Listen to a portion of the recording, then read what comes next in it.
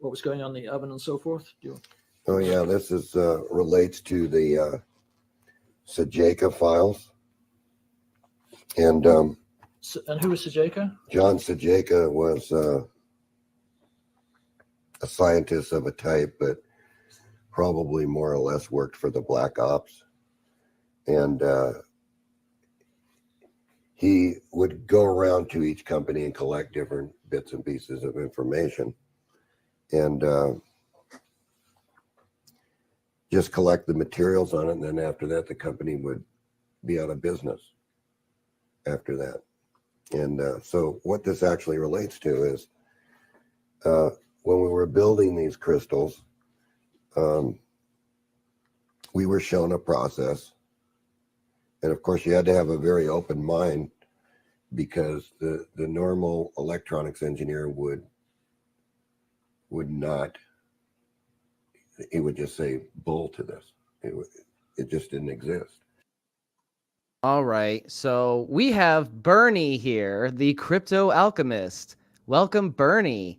Glad to have you here, man. What's up, and buddy? we got some live electrolysis going on, and we got all of Sesame Street. Oh, right and Bert and there. Ernie. And Kermit. And Kermit. Right? Mm. What a Oh, day. that's awesome. what I a love day. it. But So I'm how you just doing, gonna- Bernie? All right, just getting set up to do a little live demo of the electrolysis for you, because you're covering it in the transmutations and whatnot. So guess I'll let get back to playing Bendini and his explanation. Awesome. Yeah. So when you're ready for that, just let me know. And again, this is I do have a couple of videos I wanted to go over, but it's nothing extensive. They're very short, and it's pretty much an open floor today. So Very nice. You couldn't make a transistor this way. You couldn't make a semiconductor material this way. You couldn't make a room temperature semiconductor this way. In reality, you could, because we have a whole board full of them here. And I'll just show it. I'll hold it up and I'll point with my pen. This is actually a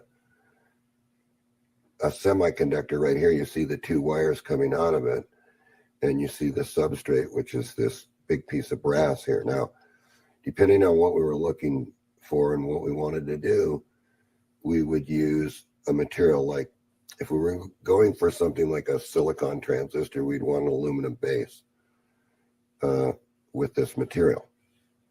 But we were going for a room temperature crystal to transfer power down number 30 wires. So what we wanted the crystal to do was add the extra energy to the wire to make up the difference. And there would be this crystal at one end transmitting the signal, and then this crystal at the other end receiving the signal. So the process was unknown at that time only to certain people, because the year is 1984, 85, right in there. And so what the process involves is a rock, just any garden variety rock that you can just go pick up off the street. Sort of like John Hudson's shake and bake method, only this is way before John Hudson. So we'd get a rock, and we would take that rock and we would mix hydrochloric acid at a 1/10 mix. In other words, 9 parts water, 1 part hydrochloric acid, and we'd mix that up and let it stand in distilled water. And then what we do is we drop the rock on the bottom. I don't know if you can see the rock that's in the bottom of this.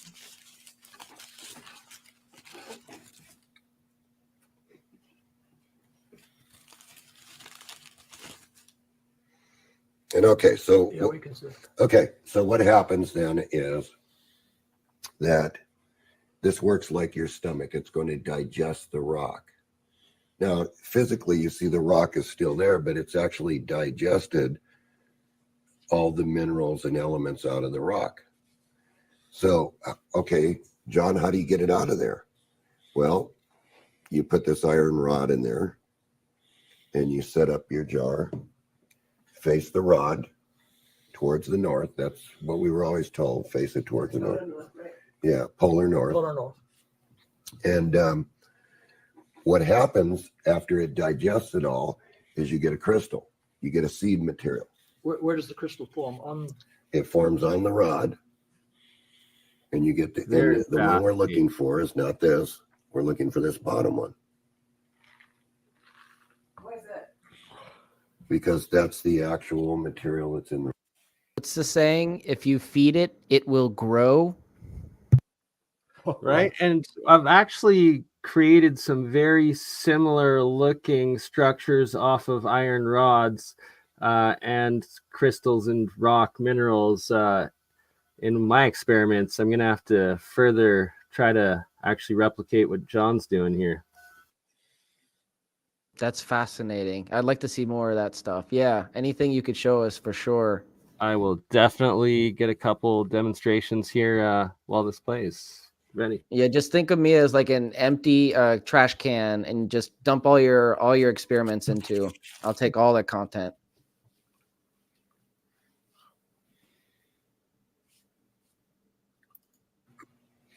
Now we have a seed material. Did Bernie pick up the video from yesterday where we had the other guy was on Faraday Friday and he was talking about the different experiments he was doing? I missed that part. I'm gonna have to check it out after, or maybe You talk about Sean. Oh, no. How he's breaking down material with lasers instead of electrolysis. Oh, Thomas. Yeah. Right. Interesting. I'm gonna have to check that out. Yeah, it was supremely interesting, and I think crypto right up your alley, man. You'd love it. Yeah, for sure. But if you can't afford a laser, you can just do electrolysis. You know, lasers are not easy to. I mean, Well, yeah, Well, I've read a lot on the official experiments, like in academia, having these breakthrough transmutations with lasers now, but in the high energy fusion. And it's like, this is us doing it on the low energy, which is awesome. what about those little pen lasers? Right? Like, Those I want to battery try operated- sound first and then move to laser after. Nice.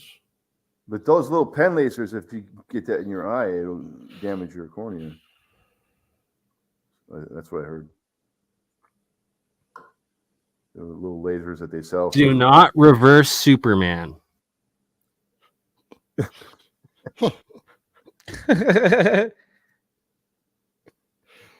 Well, I thought we'd get Gerald busting in with another voice here. All right. All right.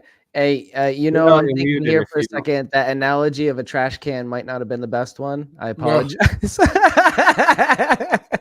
That came out differently than what I wanted it to, so I apologize. Like, I'm thinking about it in my head. I'm like, wait a second, that could be construed as, oh crap. Oh. But anyways, the transmutation that Thomas was or the transmutation is something that Thomas was specifically going to be needing for his device at some point, he said, and looking into different device mechanisms of transmutating elements. And I was thinking, you know, he's probably going to have to look into Ken Shoulder's charged clusters. So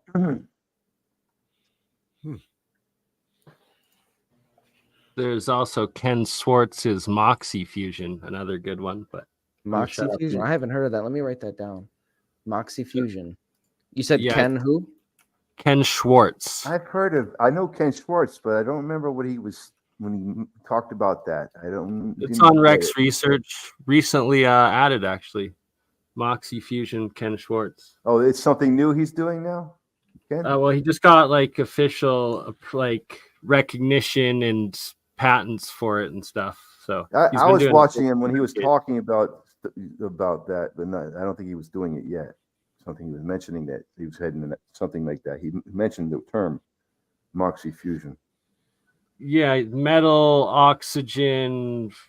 Oh, with oxygen, right? Okay. Yeah, I forget what the other two. Oh, right. Yeah. He said that you can remove the oxygen from two different metals and bind them together by removing all the oxygen. They'll naturally bind, so you don't need to weld like they do that. It's the Japanese or somebody. They put aluminum rods into or something like brass rods or something, another metal, steel rods, stainless steel rods into aluminum engine block by spinning it at high speed or something, so that it removes all the oxygen at the two where the two metals meet, and they instantly bind like a weld that is permanent. Yeah, Thomas was talking about that on live. Was that Thomas that said that? Or Yeah, no, yeah. What's this? Oh, this is the maybe that was oxygen Thomas. I can't fusion remember. Yeah, that was Thomas then. Okay. Oh, so this is it right here, the Ken Schwartz device. Moxie fusion. Yes, sir. Right at.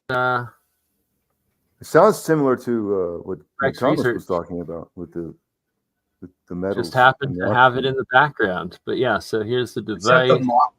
Okay, go ahead. Sorry. Yeah, this Moxie fusion device. Let's see. Summary of the invention. Provide method for producing nuclear transmission at low temperatures, varying pressures, scalable, portable, and throttable. Negative. I read this over the other day. Nuclear find- fusion. Yes. Okay. It's a type of LENR, low energy nuclear reaction. I'm trying to find the summary that I read the other day. And what's the oxygen relationship here? That's what I'm trying to find. Maybe it's in here. Process begins with metal oxide, embodiment deuterium oxide, heavy water. Okay, so you need deuterium for it.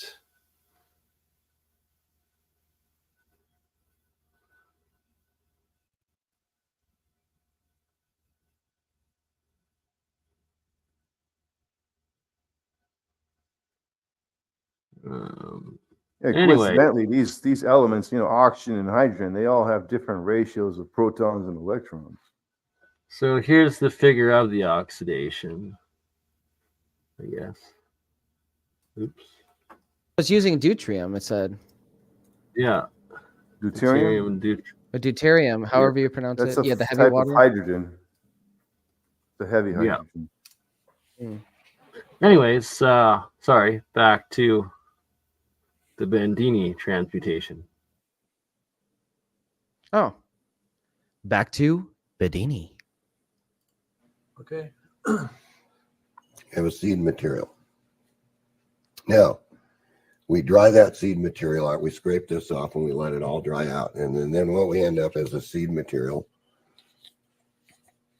like this here. What is that material? Which is a powder that's digested from this rock.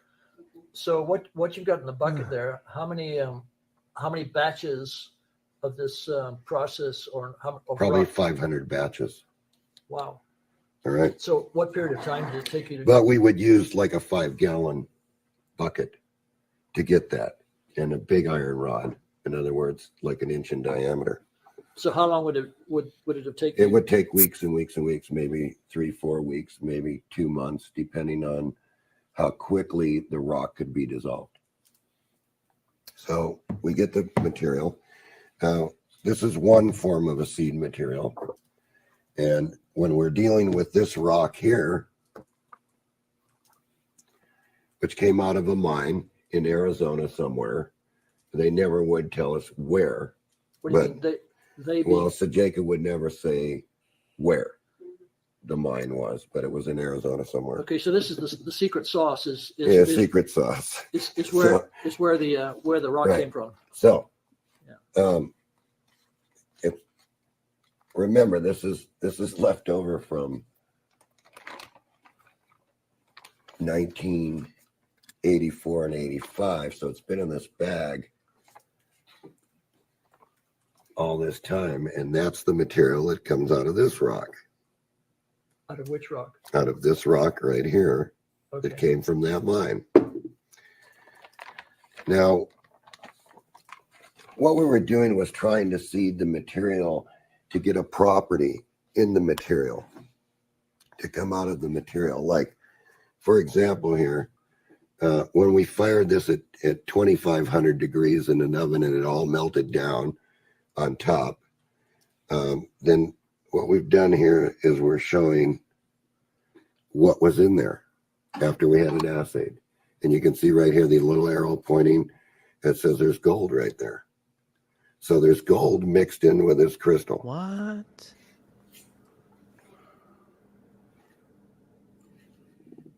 I think he's talking about a kiln. Okay, when he now says again, oven. Yeah. an example of the seed materials in this bottle. It's kind of hard to see. Okay. All right. Which particular seed material is that? Okay, this seed material in this bottle is what's doing these crystals. Yeah, but where did that seed? Which batch did the seed material come from? That came from this batch right here. Okay. And And this batch came from which rock? this came from iron pyrites, Okay. okay, and galenas and things like that. And So nothing special about this. nothing special about it because we're just digesting. This wasn't the secret sauce. No, there's Yeah. the secret sauce. Is the rock When we from say Arizona- secret, from Arizona. right, when we say secret sauce, we're saying that each one of these rocks contains a secret sauce. Yeah. All right, and depending on what we're looking.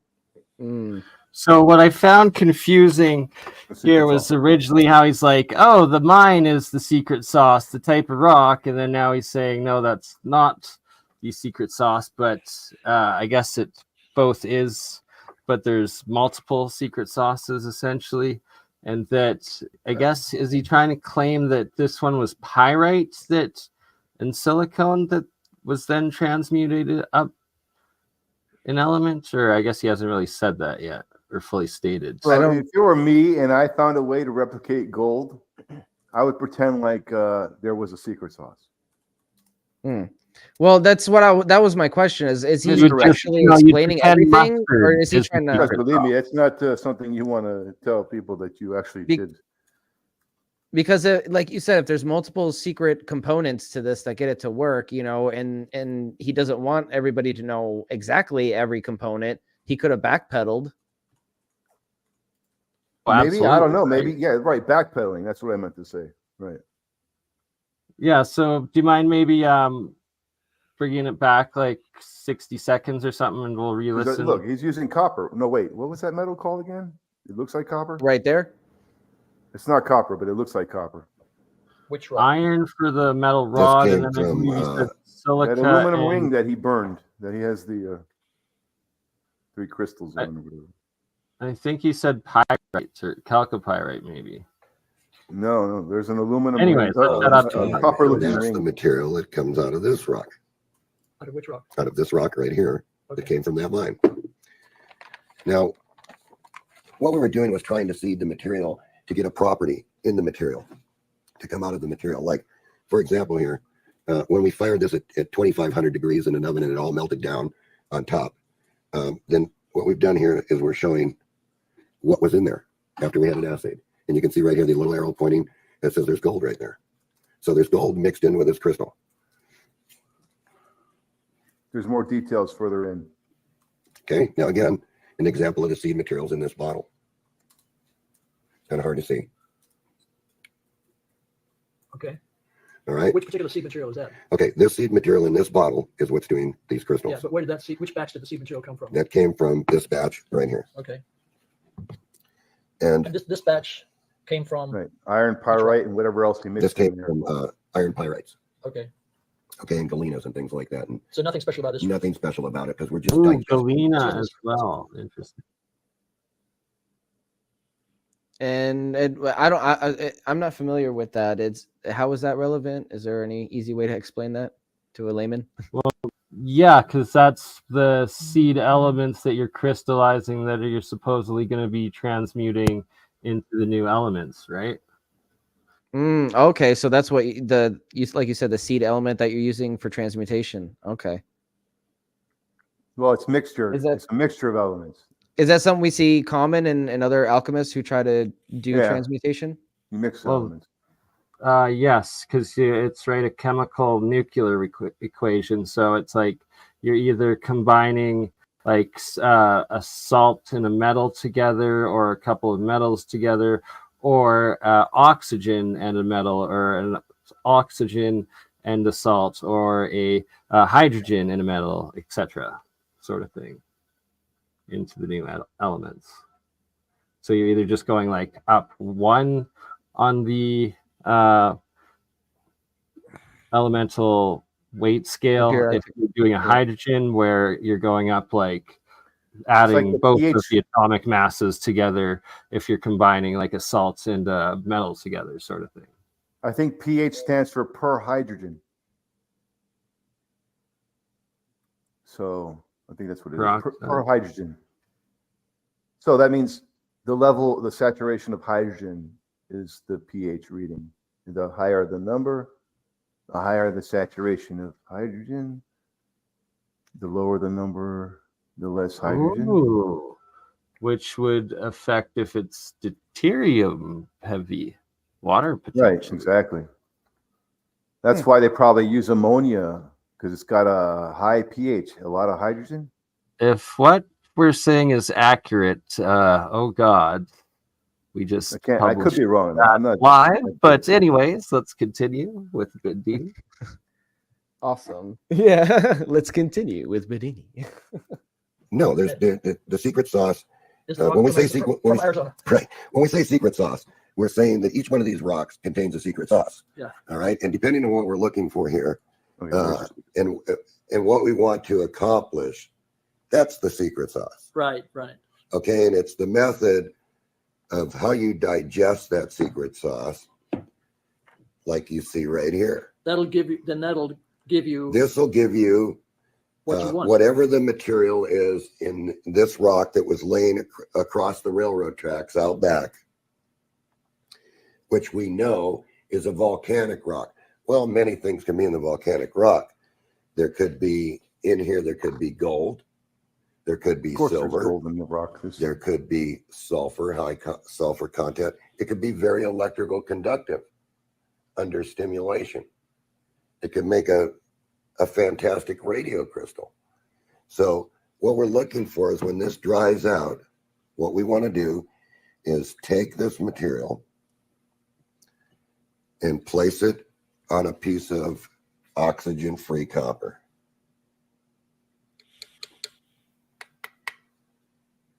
Like you see here. Where do you get the oxygen-free copper from? You just buy it. Okay. You just buy it from a metal place. And what you do then is you fire up your kiln or your oven to 200 and 2500 degrees, and you melt it down. Now, how you have it tested is by what floats to the top when it melts, which you would term as a slag. So what it says right here is this material contains ruby, but black. Hold on.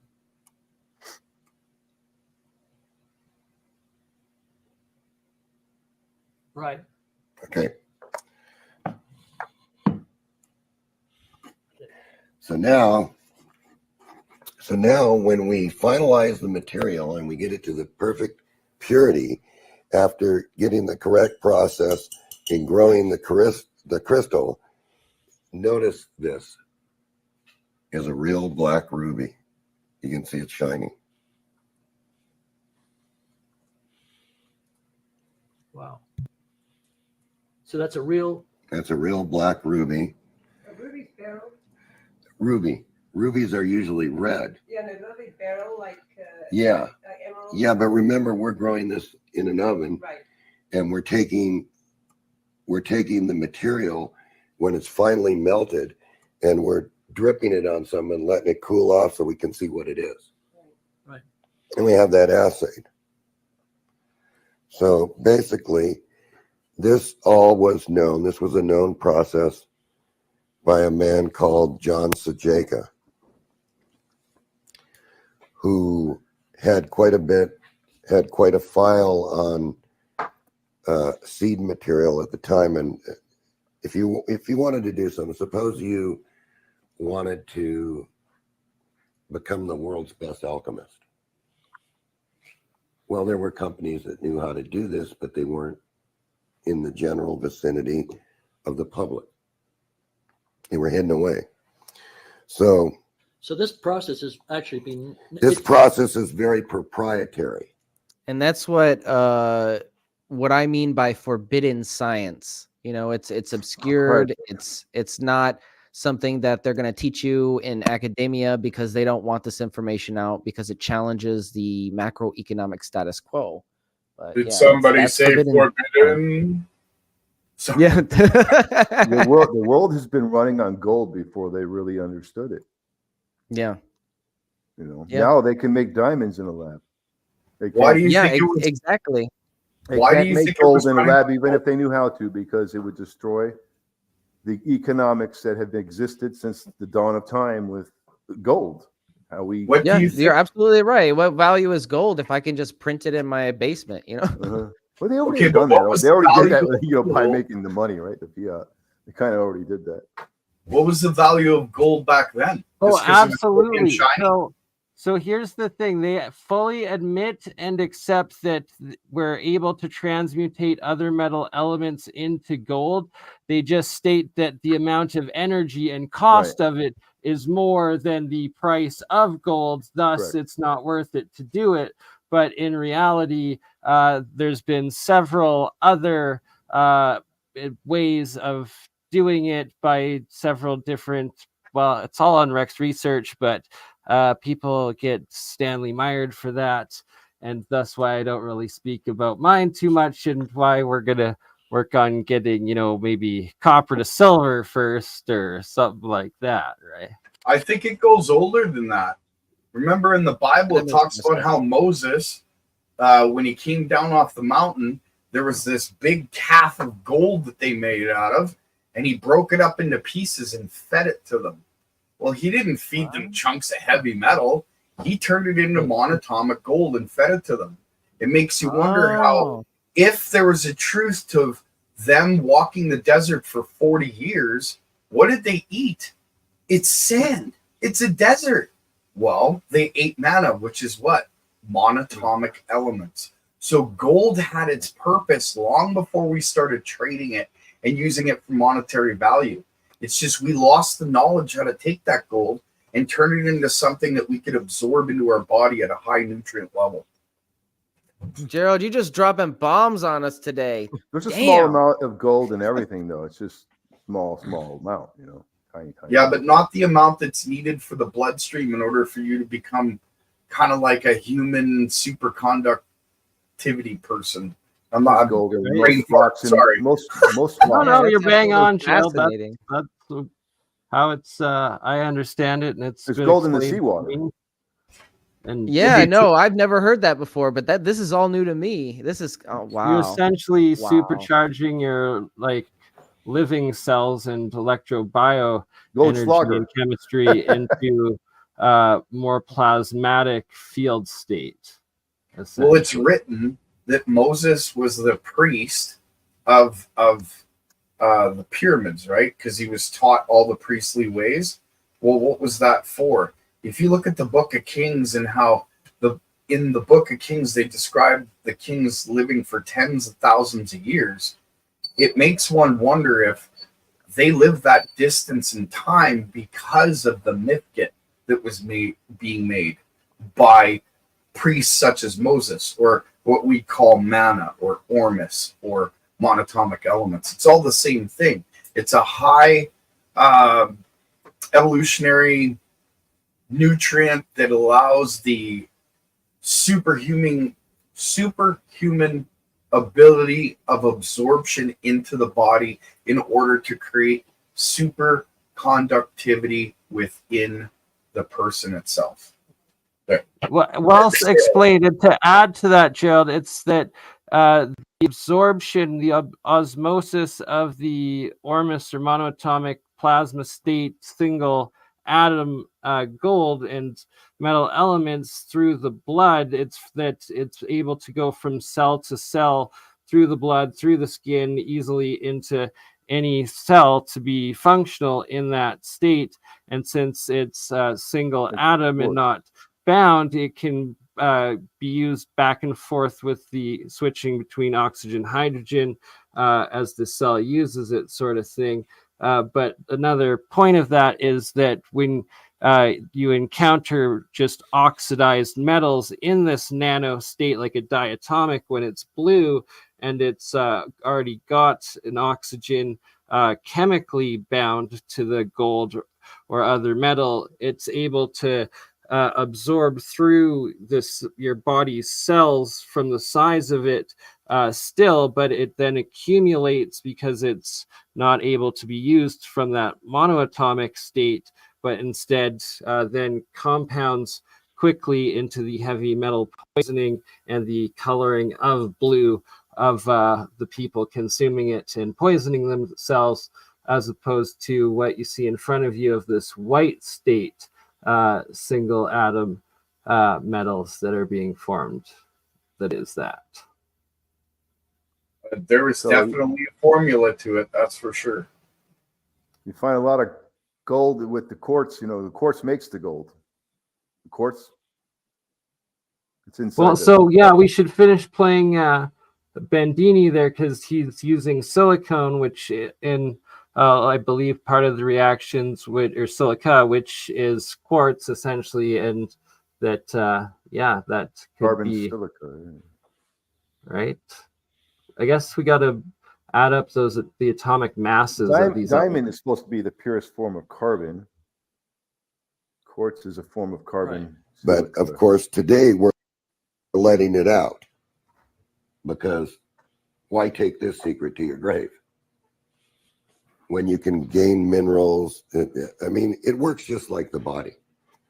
You take in your food, and the hydrochloric acid breaks down all the material that you've consumed, and it takes the minerals, the vitamins, and all this stuff. Well, here they are.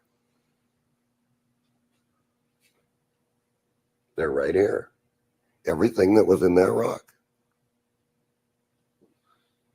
So now what we can do is take this powder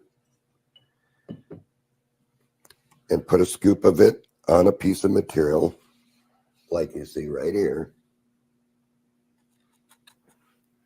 And then we can see what grows from that in the oven. And we can decide whether or not this is a good electrical conductive for, say, a room temperature semiconductor. So what you're pointing at now is that's after being fired in the oven. Yes, that's after being in it, and it says right here what's in it, because this has been assayed. It says ruby, right, gold, and silver. And that's from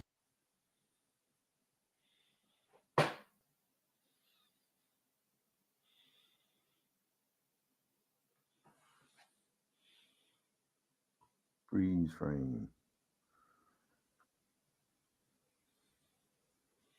Ben, you're muted. Oh, my bad. Thanks, Nathan.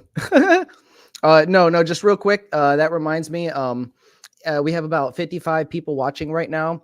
If you can, donate $1 to Crypto Alchemist channel. It would really help out in keeping his StreamYard subscription and all that.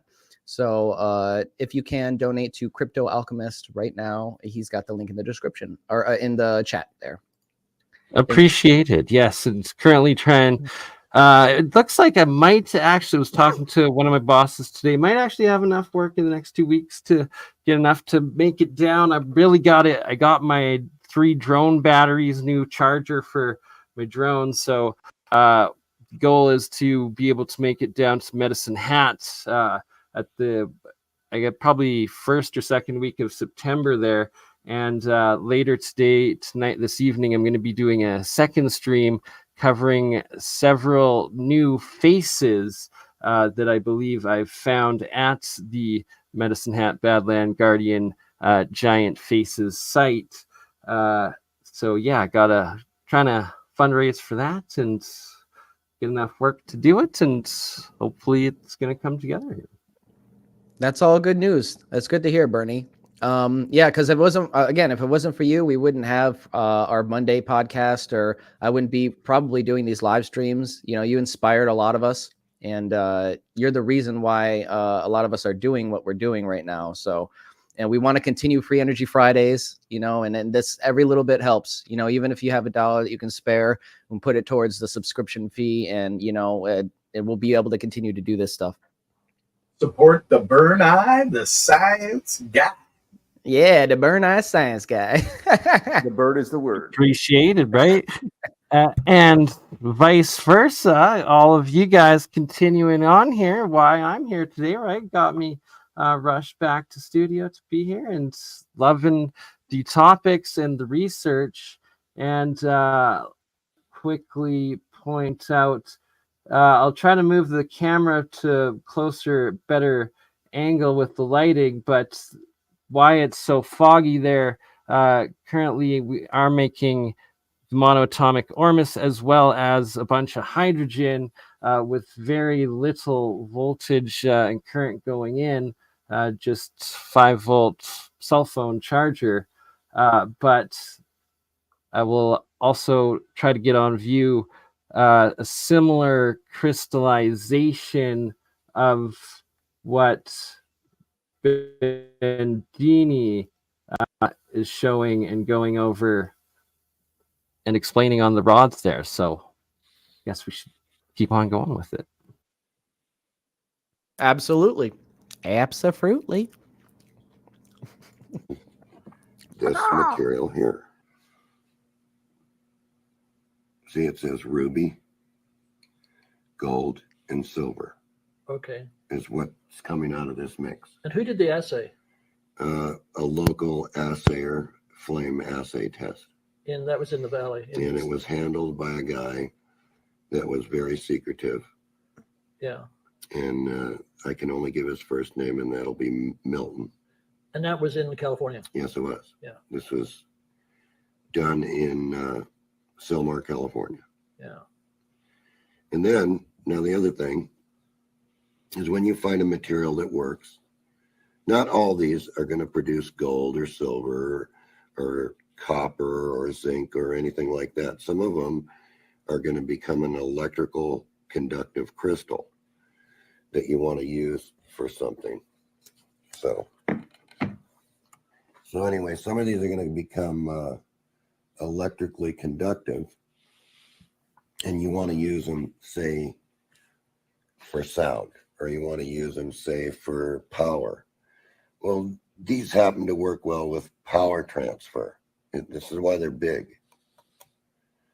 They happen to filter out the noise on an AC line. So this would be in series with your AC line, and it would filter out the noise. And people in audio would use that as a line conditioner. This one over here would be used in a stereo Excuse system. me, backing up. Did you used to use those yourselves, or Yeah. sell them to people that would Yeah. use them? Or? Yes. Yeah. So we made speaker conditioners. This was a speaker conditioner here. It was encapsulated, and it says right here where it was done, and the zip code and everything. And this would go in a speaker, and it would change the total sound of the speaker. It would make the speaker, say, sound more like there was a tube amp running it, but with the bottom end, the bass end, and the top end. So if you wanted to, say, do pre-amplifying controls, you wouldn't need a power crystal like this. See? Similar for like power. You would use something like this right here. And these specifically were designed and measured for preamplifiers. In other words, input cables. So we could change the sound of the input cables with these crystals. Once we got the mix, once we got the seed material right where we wanted it, then we would just duplicate it over and over and over and over.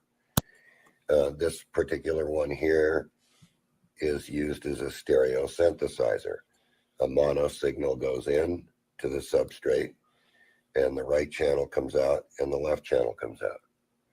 So it's all a one-wire system, basically, with a common ground. So this here this crystal here is being used for a big power amplifier, a 200-watt power amplifier for running the speakers. So you would figure out ahead of time what you needed, Yes. and then go Right. through the process to produce what you actually. So you pretty much had it dialed in then. Yes, we did. Yeah. And the only reason that we got into this was because it was not copyable. You couldn't copy it. Yeah. Yeah, when you finished forming that crystal, what happens to the waste product? Well, see, it dissolves all the way down. Everything evaporates and it leaves the crystal. Oh, okay. So there is no waste. Yeah. Because, see, it's growing. See how it's growing on there? Yeah. And if you really notice it, it's soft. Mm-hmm. See it? It's almost like it's little fibers that are meltable. So it's not granular. No. Yeah. So How long does it take to grow?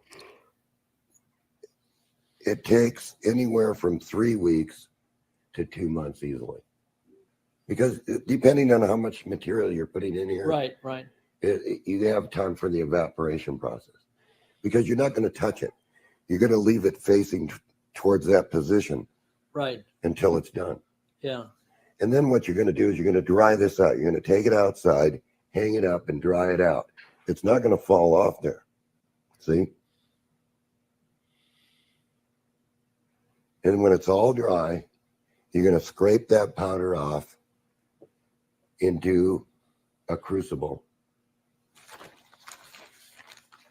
And then you're just going to grind it fine like this. Right. Or like this. Yep. Okay. How do So- you grind it? What do you grind it with? You grind it in a crucible. Pestle and mortar. Yeah, pestle and mortar. Oh, okay. You're gonna fire it on a ceramic block in an oven on a substrate crystal.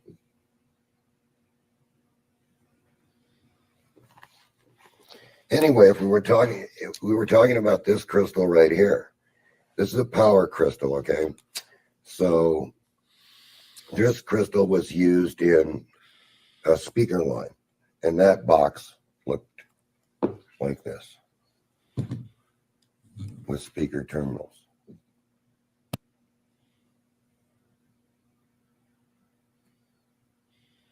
And see, at one time there was a bypass switch up here, which you could take the crystal in and out depending, so you could AV. What do you mean take it in and out? Well, you could take the crystal out of the system and put it back in the system. Not physically, but just by the switch. Yeah, just by the switch. Call it And AV. where would the crystal be? The crystal is sealed inside this block with the wires coming out and the ground terminal, and then the inputs and the outputs. This happens to be for a preamplifier. See, it says ionic line amplifier. That's one of these crystals right here. Well, and that would be that crystal right there. Yes, these all measure the same. Right. So these are test sample crystals, of which we mounted to a board so we'd have a Go into the reference. Bedini Yeah, ionic line amplifier.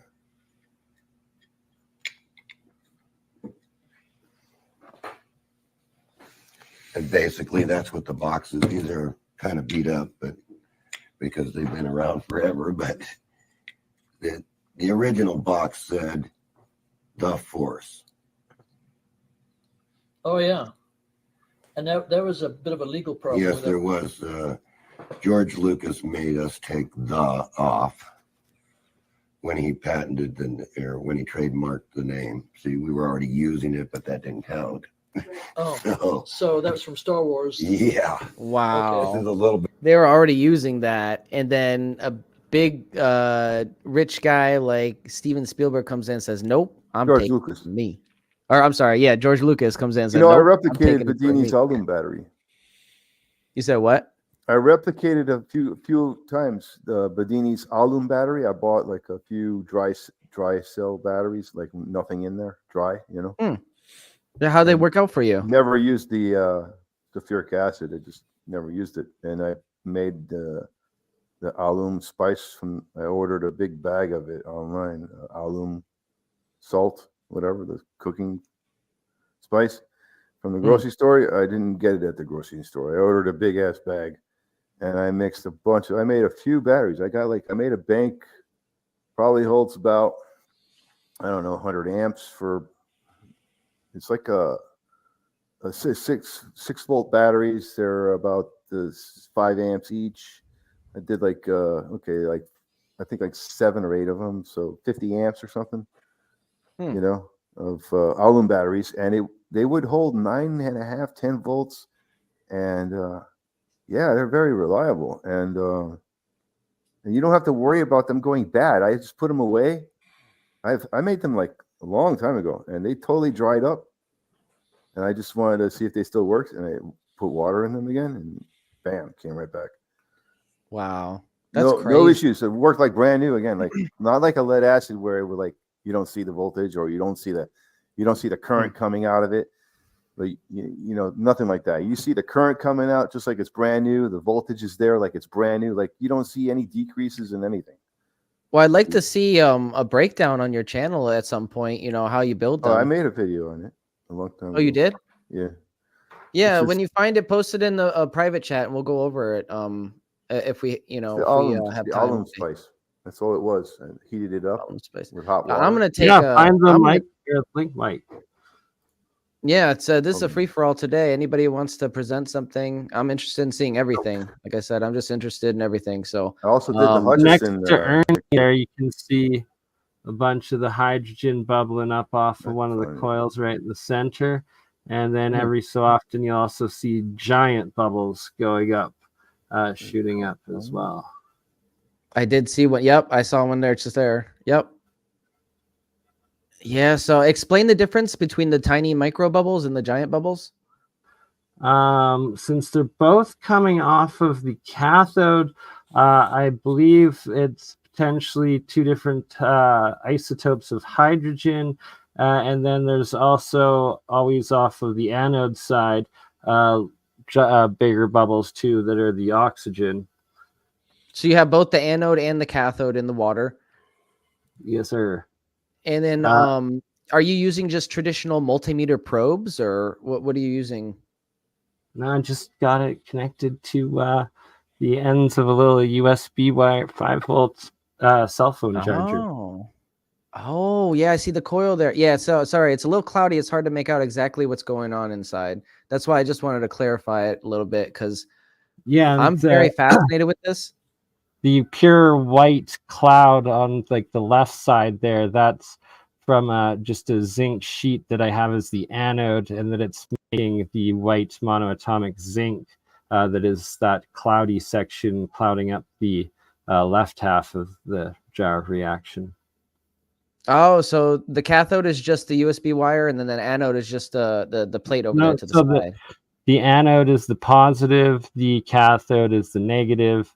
The coils are connected to the negative, doing the bubbling up of the hydrogens, and then the anode you get from the zinc sheet, you get the monoatomic as well as the oxygen bubbles coming off of, but it's kind of above the camera level there. You can't really see the zinc anode as it gets eaten, corroded away quite quickly. But what I mean Zinc- is the zinc anode is not connected by anything but the water, right? The water acts as the no, it's connected.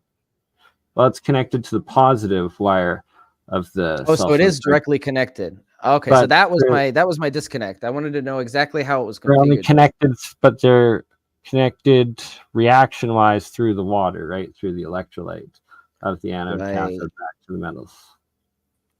Okay, so I'm starting to build a little bit of a picture of what you got going on here. Yeah, we'll get back to, I guess, finally finishing off Bendini's transmutation, and then I'll give a little bit more of a, I guess, move the camera around to show what's going on in there. Sure. I'm gonna actually play the video and take a quick 5-minute break if anybody wants to just take over for the comments and all that. Bit before Star Wars, because we were looking for something that was unique in the marketplace, and just by accident, out of growing all these different seed materials, this is where Tom Bearden talks about where was the mine. Well, the mine was right here. Yeah. This was the mine. Huh. Everybody Digested says, well, rock. where's the mine? Where'd you get this stuff? Well, I wasn't going to tell them that I grew it, so that I had to get some special kind of rock or something, because I'm not trying to make anything mystical here. I'm showing you straight up front. This is how it was done. Well, in actuality, animals transmute materials all the time. Like Louis Kevron was nominated for a Nobel Prize for depriving chickens of calcium, and they produced eggs anyway. Of course. You see, when you heat something and you grow a seed material like this, what happens when you heat it and you fire it at that temperature is it transmutes it. Yeah. Anything can come out of here, like it says here. So you could never really tell what. No, we had to have it assayed, and if you look very closely, I pointed here with a black arrow that this material here produced gold underneath. Yeah, that is not pink gold. That is Right. regular. That's yellow regular yellow gold. 1 electron off. What do you mean 1 electron off? Well, when they do the analysis, he said that it was gold, but they haven't seen a gold like that. Huh. Okay, when they brought back the assay, then when they actually broke this down and flame tested it, and they looked at it under a microscope and everything, they said they never seen a black ruby with silver particles in it. And you can see, if you look very closely, this has very little fine silver specks in it. Yeah, you really need a microscope. Yes. Yeah. Hold on. And then it's red in color. It just looks black. Yes. And a good way to see that is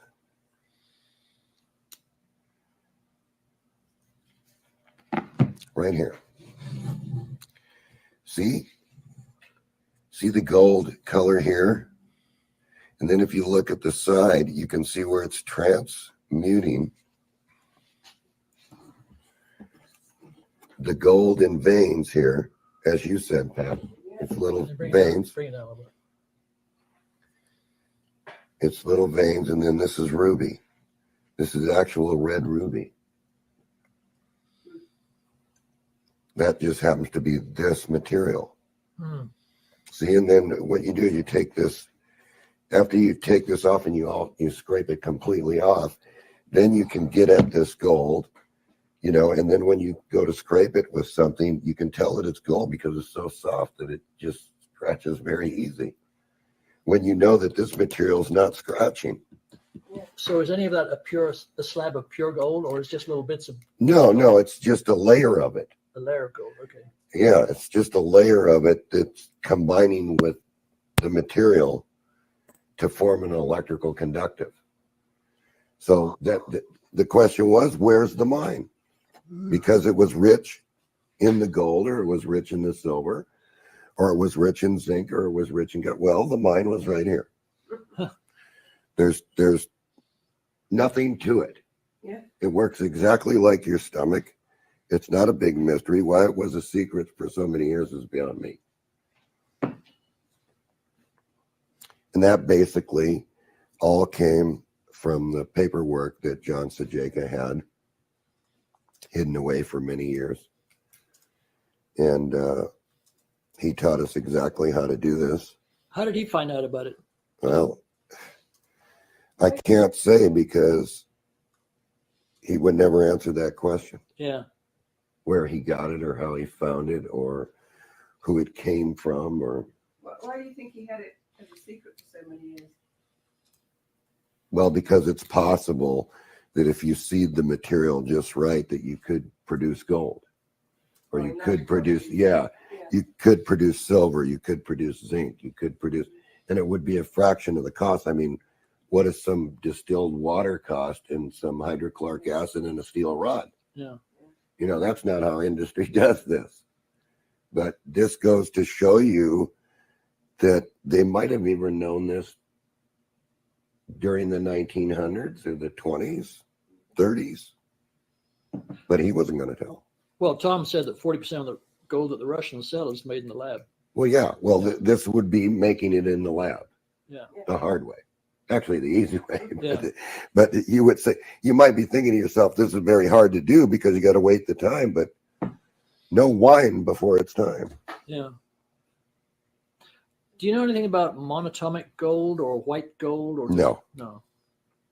Never messed with it. Yeah. Heard about it, but never messed. You mean powdered gold? Yeah. White powdered gold. Yeah.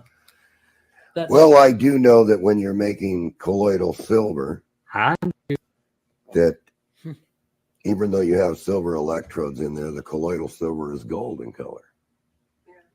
And when you're making colloidal gold, it's white. Right. So why would you want to make colloidal gold unless you were trying to do something with DNA?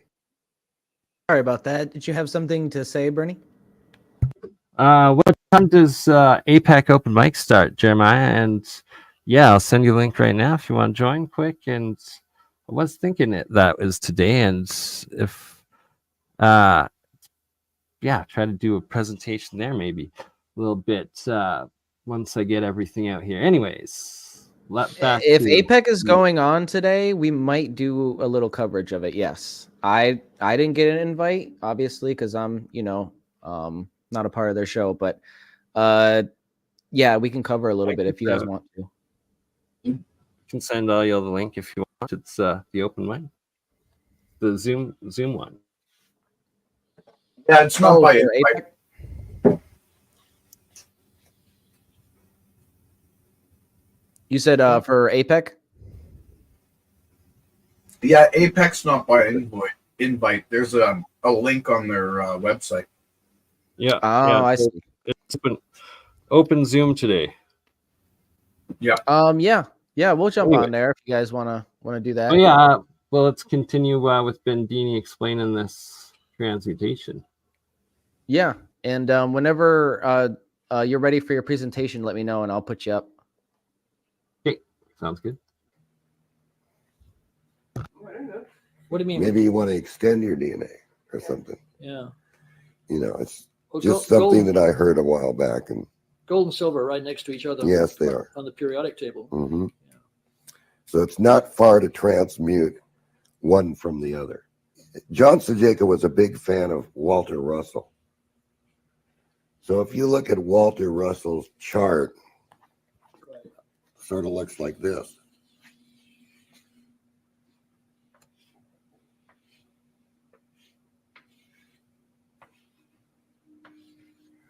And then all the elements are in here. Right. And this is very different from the periodic table that we're taught. Right. So, you see, in this cycle here, right, you might have Cu here, which is going to be copper. Right. Right? And you might have gold Ag here. Right. So what's the difference between the two? Is a harmonic shift. Right. You see? It's a frequency shift. Because silver may be right here. Right here. Zinc may be right here. Right. And lead may be right here. But if you look at Walter Russell's chart and you look at what it would take to move copper to gold, is a frequency shift back down to this level. Yeah. So if you can do something to this copper, right here, this substrate, if you can do something to it by seeding a material on top of it, Right. right? And then you fire that in an oven, what happens is it's going to transmute at that level, whatever is in here, it's going to transmute it to this material. Right. And so when you take this layer out and send that for assay, that's what was in the material. Okay. So see, Right. maybe Walter Russell isn't so far off putting the chart together the way he did. Yeah. After all, he did say that there's the positive spin and the negative spin. Of what? He called one a male and one a female. If you read his book, Oh, right. you know, he called one plus and one minus. You mean the elements? He called those elements. Plus. Yeah, well, he talked about life, about these two frequency shifts. You know, I think he had a drawing, something like this. Yeah. So I had to check it out. And I had to try it for myself, and I was thoroughly convinced after being. So Bob Grenier talks about the yin and yang of ball lightning or plasmoids, and how specifically the yin, I think, represents the male and the yang the female, or vice versa. I can't remember exactly which, but one spiral. Yeah, one spiral represents the male, one represents the female, and everybody has both in them, because if we didn't, we wouldn't be conscious. So it's just something interesting that we're making all these connections, specifically with the frequency of elements and how you can change them, and just based on shifting the frequency, that all plays into the plasma unification model, and it's all coming together, guys. It's all coming together. Oh yeah, it is. And I'm going through, just quickly flipping through, trying to find Walter Russell's ones that specifically have the labeling of the male and female, the red and the blue, the ultraviolet and the infrared, but they're on opposite sides in the balance of his scales, and that each of these different charts and diagrams that I'm going through are specific additional periodic tables of Walter Russell. There's not just this one vortex spiral geometry one that he's so famous for right here. There's actually over 20 different octave diagrams of the periodic tables, including several of these ones that have been dubbed by some like the doorway or the arch tables as well, because they resemble the double or octave arch entrances to so many cathedrals, castles, and ancient sites. But here, he actually plots it out with the elements. That looks like a music scale. Yeah, well, it's octaves. They're octave scales. Yeah, so it's applying the octave harmonic scale to the different periodic tables and elements. You can't have this tech without sound. Sound is part. Yeah, we're seeing how music and sound is intricate. You know, sound pushes energy. So if you use sound to push the energy that's sitting there, you're gonna get. That's why I kind of. Well, that's why I kind of visualize, you know, everything at the quantum level being kind of like an orchestra. You know, you have different frequencies going off, creating a symphony. That's why you need the piezo buzzer. You push it. And it's the sound that pushes the energy. It's a vorchestra, like a vortex. Vorchestra. Oh. Just thought I'd throw it out there. Cymatics. Yeah, cymatics. But you know, cymatics is not that simple to understand. I mean, who can understand? And harmonics. Why the shapes are forming like that? I mean, they're interconnected waveforms. Well, we know that the waveforms have those geometries and all that, and that's the, you know, but they seem to translate into two-dimensional as well, because they're three-dimensional waveforms we're talking about here. And that doorway just looks like a music scale. You look at the cymatic plate. It is, right? It's the octave scale. But yeah, but it's more like an organ when you play the organ.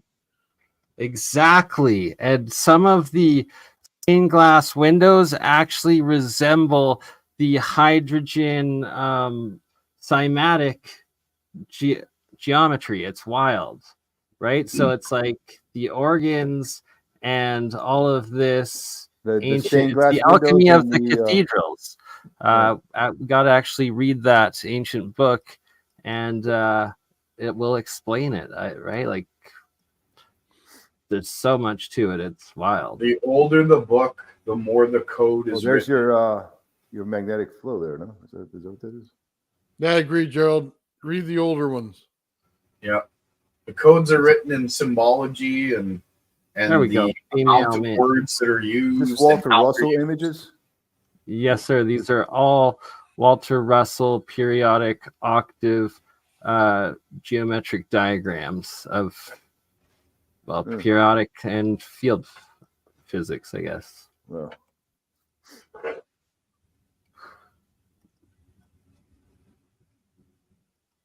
He drew all these things? Oh, yes, sir. Every single one. There's actually like several hundred different diagrams that he's done. These are just the periodic and octave scale ones we're going through right now.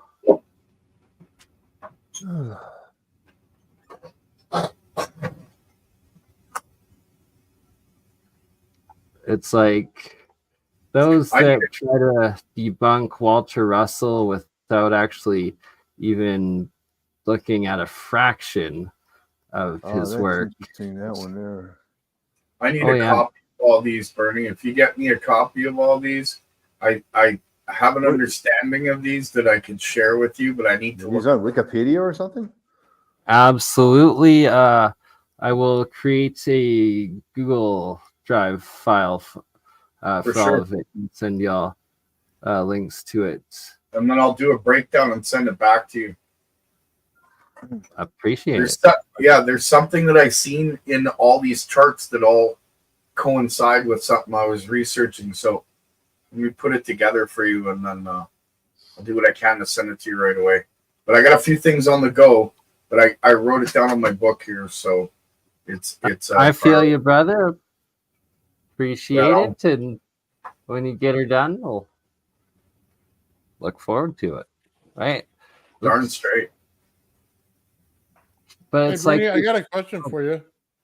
Copper and zinc. Did you put them together in one of your experiments? Yes, sir. That's what you're actually looking at right there. The coils are copper, and then the metal plate there is zinc. So copper cathode, zinc anode in that reaction. Very cool. I like how Walter Russell put all the elements on the periodic table on the sine wave. He said all of them are metals except for, was it carbon? The salts. No, even the salts are metals. Chloride is a metal. Sodium is a metal. They're all metals except for carbon. Hydrogen. Tonates. Hydrogen is a metal too. Oxygen. No. Hydrogen was the one that wasn't, is what he said. I believe. Yeah, No, it was carbon. It was carbon. I'll be Wasn't it back. carbon? I'll be back. I got to step out for I a thought bit. it was carbon. Sounds Or was it good. hydrogen? Yep. So what is it, Bernie? Is it carbon or hydrogen? It's not. Let's see right here. Yeah, I think it's hydrogen because it goes into these smaller sub-octaves with alphanon, betanon, and whatnot, I believe, right? There's helium, so hydrogen and everything low. No, Bedini was explaining that Walter Russell said that all of the Oh, yeah. Sorry. all of them are metals except for one on the table that he created. Was it this one? Carbon has a 0 field. Sorry. No, that was Sorry. my intro video. It's okay. You got the rest of the Bendini one? Yeah, I can pull it up. Hold on. Was carbon the one with the 0 field? Is that where he I was? think it is carbon. Yeah. Yeah, they had a 0 field to it. The rest of them had some sort of field. Get out of the hi-fi industry with this stuff, and we did do it. We were able to successfully prove that it was possible to build these room temperature semiconductors. Okay. Oh, real quick before I forget, what time is APEC? Because I want to make sure I go over a couple 8 minutes. 8 minutes, I guess. We got 8 minutes left. And sorry, No, just it's to get okay. back to answer your question there, Nathan. So yeah, carbon right here, you can see it's at the 0 point, the equal on the, I guess the, which side? I'm telling you, I have an uncanny On memory one for side of it, specifics like and then this. the next side, on the opposite side, you have silicon as the next 0. Oh, is it and silicon? cobalt as the next one, and No, the next cobalt is a octave, metal.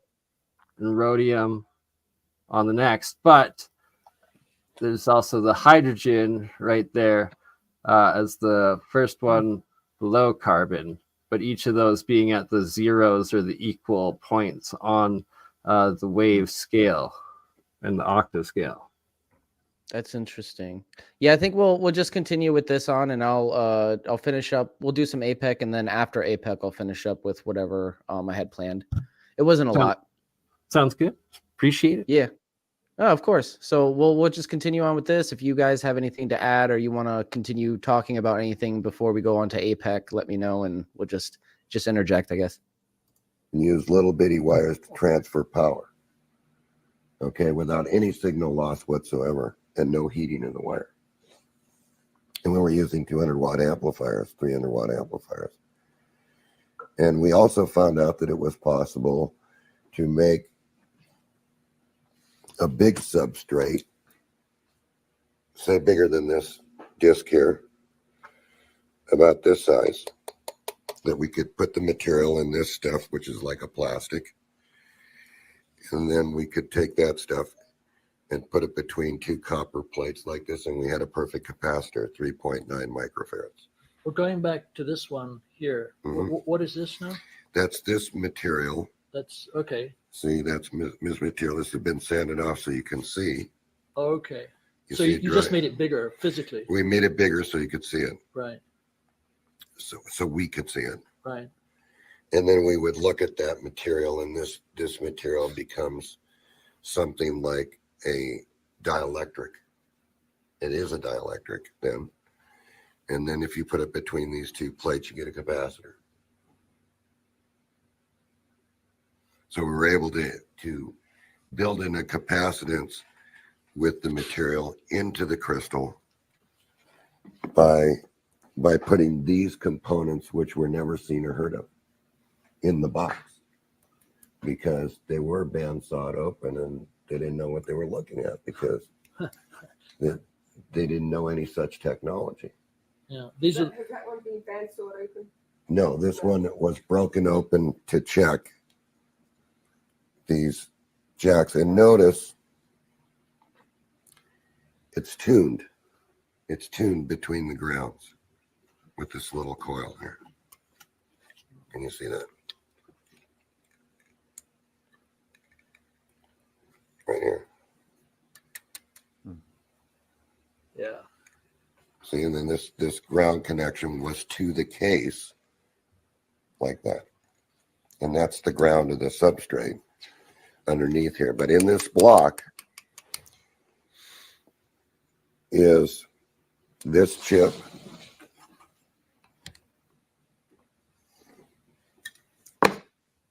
and a capacitor made from this material.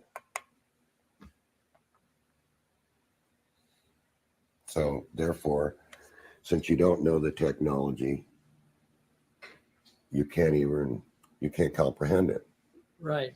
Because you can cut it day and night and try to figure out what it is. But when it's not electrical, the same way you know electrical, you know, you're scratching your head a long time. In fact, to this day, they don't know. Yeah. And probably never will, and never know how to do it exactly. Even though you're showing the right. Even though I'm showing you. And just back you have to know what you're looking for. Yeah. Yeah. And that's one part that I can't give you. Right. You know, but I can talk about it. Right. Right. So, and I can tell you that it's based because Sajeka was very persistent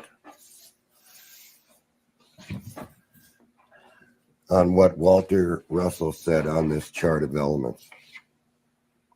Because many times he would say, John, and this is exactly how I'd say it, John, where's the copper? Well, it's right here. Okay, how many down is it? 3, 2. He said, now go down there and find gold. And so I'd go down to the chart and I'd find gold, right? And he'd say, what do you need to do to get gold? Well, you have to transmute the copper. So it isn't lead, like they tell you. It's copper. And when you do the same thing with silver. He would repeat that over and over and over and over. John, here's silver. So what do you need to do to get zinc? And you'd go down here and you'd look, and it's just a frequency shift between all these materials. And it's been in Walter Russell's books forever. Yeah. Forever. But see, what I want to point out here is this doesn't make anybody a magician.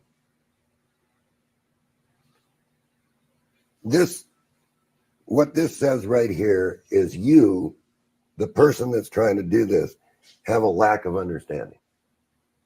And so therefore you can't comprehend it. You think it's BS. But this has been in front of the public forever. Yeah, you see, so things that we don't understand, we burn it at the stake. It's gone forever. You don't ever want to hear about it again in your life. You got this big mental block about, oh, it can't be done. Oh, that doesn't work that way. My meter doesn't measure it. Well, I'll tell you what. Your whole body's a big meter. John, back to that Walter Russell thing with the 2 spirals, one that doesn't have anything to do with the spin of the Earth, does it? No. Okay. It had to do with what Walter Russell was shown when he was in that coma. because remember, he was in that coma for a long time. And when he came back, he knew exactly what vibrational rate all these elements and everything were, because he was shown. Okay? And we may be talking about that we live just here.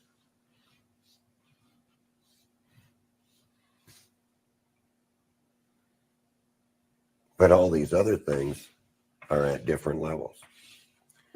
And what I get from all this is what Walter Russell was talking about is all you have to do is change your vibrational rate and you move up to a whole new realm. Which is what some of the religions believe. Right, that's what some of the religions believe.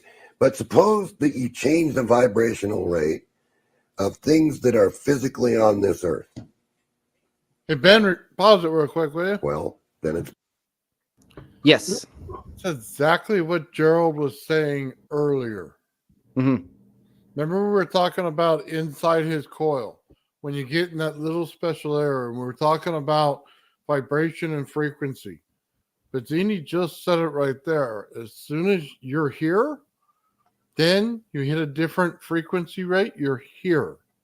You get what I'm saying? Right, you shift. Describing what Gerald was talking about.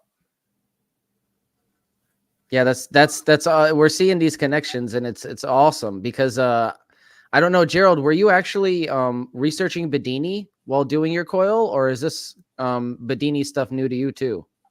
I think Gerald said he was stepping out for a little bit, but I'm that's right. pretty sure from in past Gerald's done a lot of work understanding Bandini stuff, if my memory serves me correct. But I'm sorry, I have to actually run out here to the store quickly before it closes myself, and we'll be back in like 30-45 if you're still going. And if Yeah, not, see you at APEC, but I'll leave my experiment cam on, and then if you're still going when I get back, then I can do the demonstration of showing that crystallized electrode there, like Bandini was showing. But great work. Yeah, I plan on streaming for at least another couple hours. So at least another couple hours. So yeah, we should be live. Perfect. All right. Well, see you in a little bit. Awesome. Right on. All right. Did you want me to play it again, Nathan? Well, yeah, I just wanted to point that out for people who were watching earlier, that we were talking about the different in frequency, time, and if you're inside the bubble, outside the bubble, and Bettini just hit on it right there. Yeah, and it's important, when we're doing these long streams too, to reiterate some of the things that we've been talking about, because new people come in all the time. But yeah, let's play it. It's possible. Maybe John Sajeka was right. Copper is gold. And silver is zinc. And platinum is antimony. Who knows? It would take a lifetime for a person to do all this. I did nothing mystical except study the science and understand the science. And now I'm telling you the science. That's how you do it. And it's up to you to do it. I can't do it for you. Those are my So that's how sentiments they're growing so exactly when it fast. comes to replications of the rodent coil system that I built. I didn't do anything phenomenal. I was just doing what other people did, and I listened to them, and it works. So, just be open-minded and take that into account. This isn't nothing new under the sun. People have been doing this for years.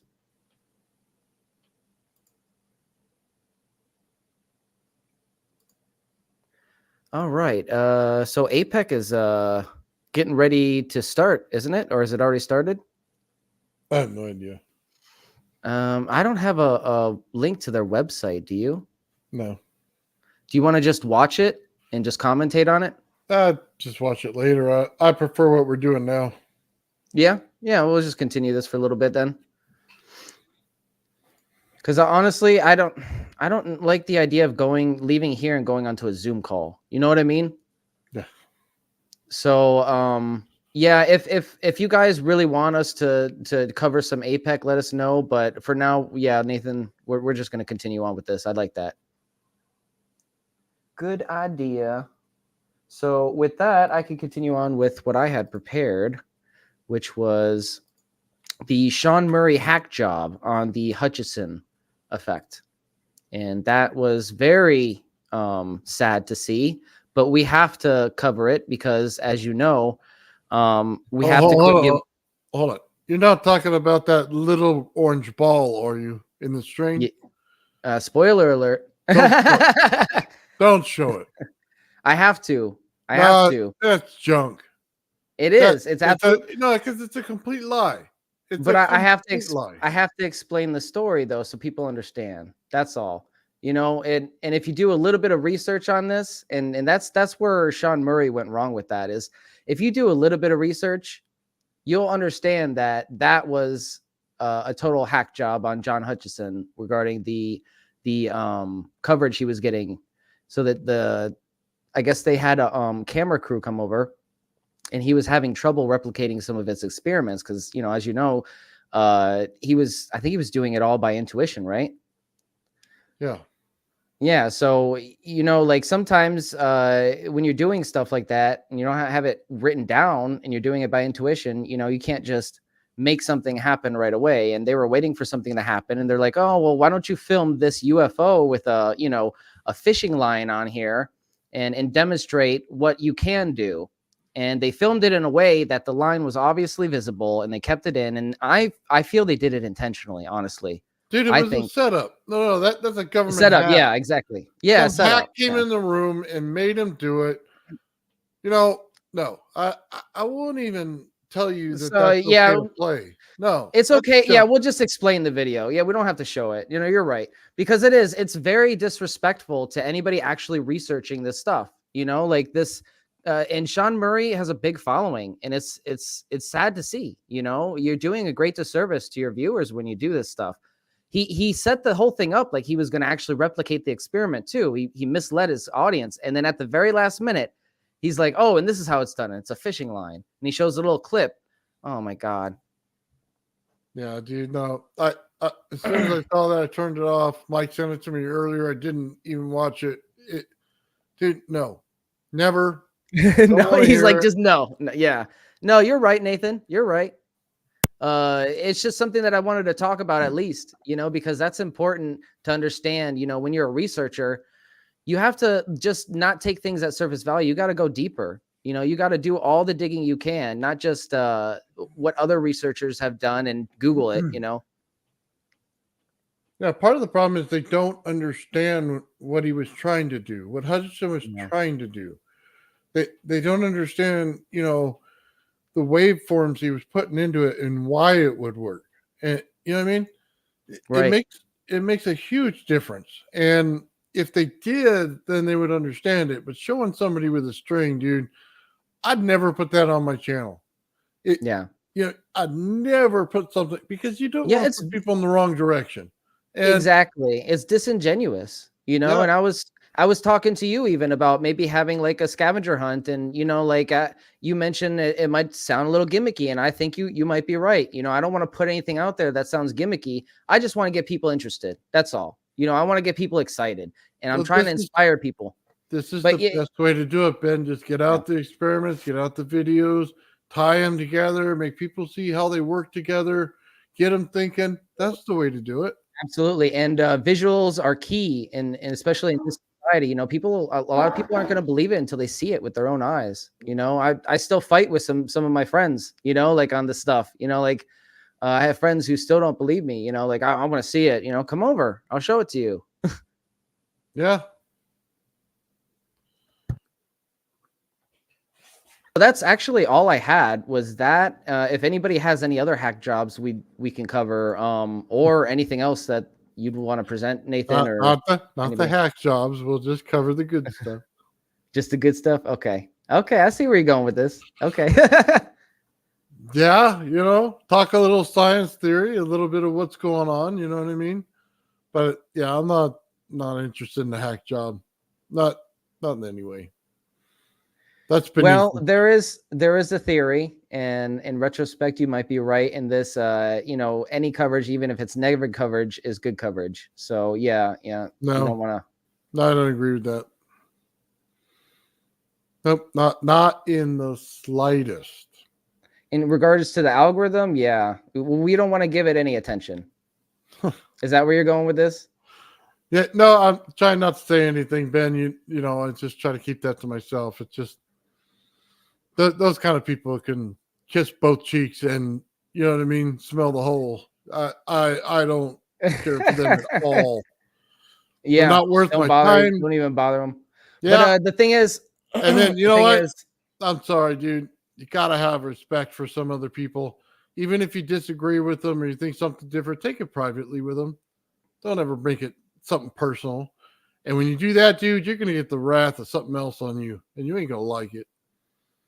Well, the thing is, sometimes we have to break down these disingenuous videos and in a way that the audience understands that this isn't actually legitimate. So,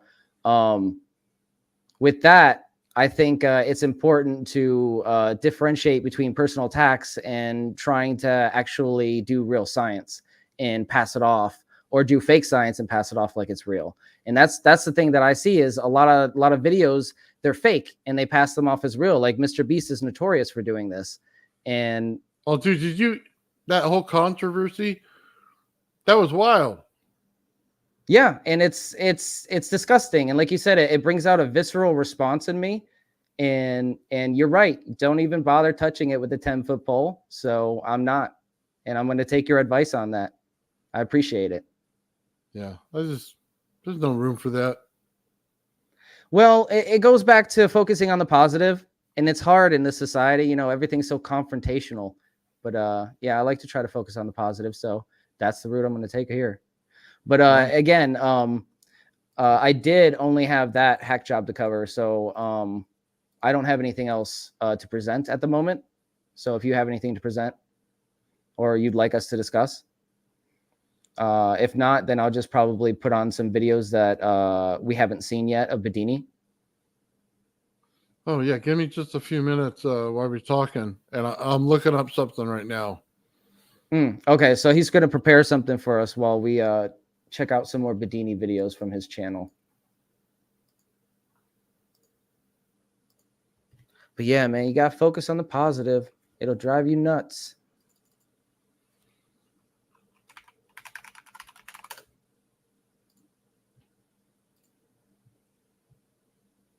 All right, Old Man Builds, and then we're going to present this right here.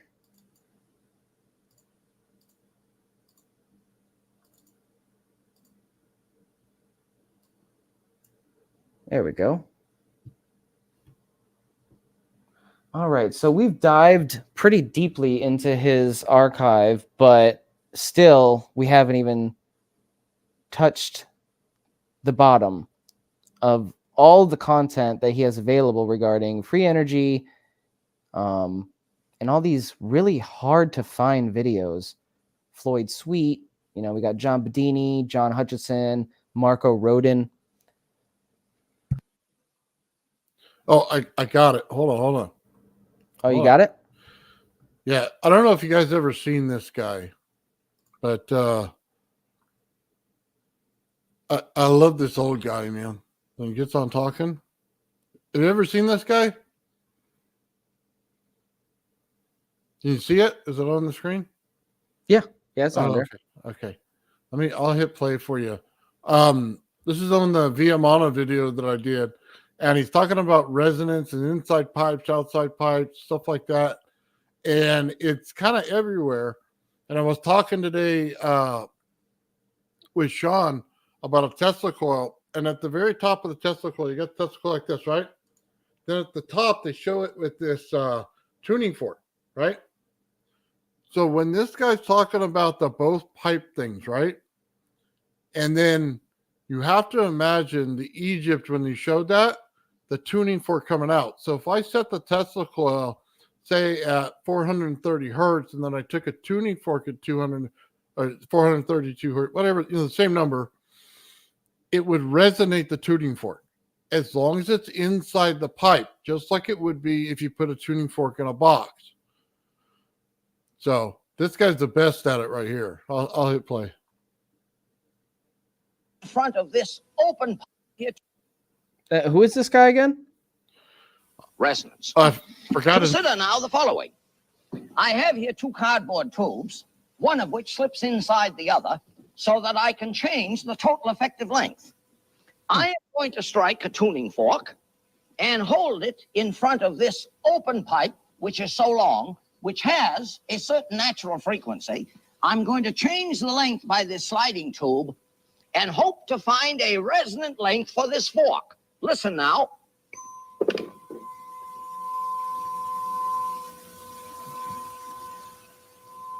Yeah, there is a place. There is a place at which this length is resonant to this frequency. That's an open pipe. This end is open, that's open. Here is a closed one. Now, it would be an interesting exercise to compare the lengths of the open and closed pipes for the same fork, but I leave that as an exercise for you. This is closed because it is closed on the bottom at the table. Listen. Uh-huh. Let me use another fork. This fork happens to be what? 512. That's an octave above middle C.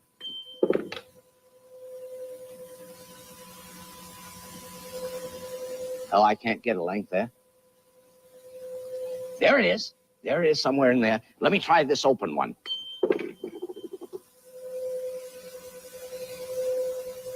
Very clearly resonant. Very clearly.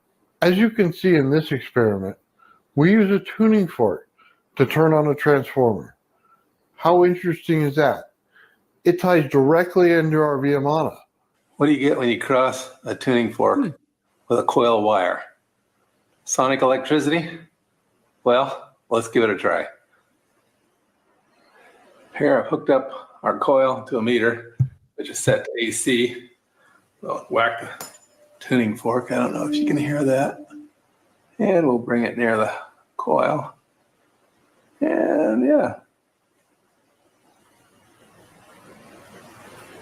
There's some residual voltage, but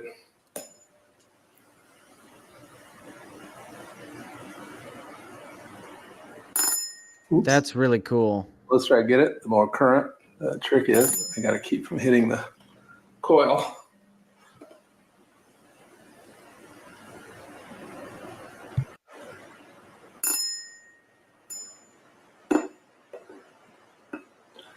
Let's take a look at our Viamana one more time.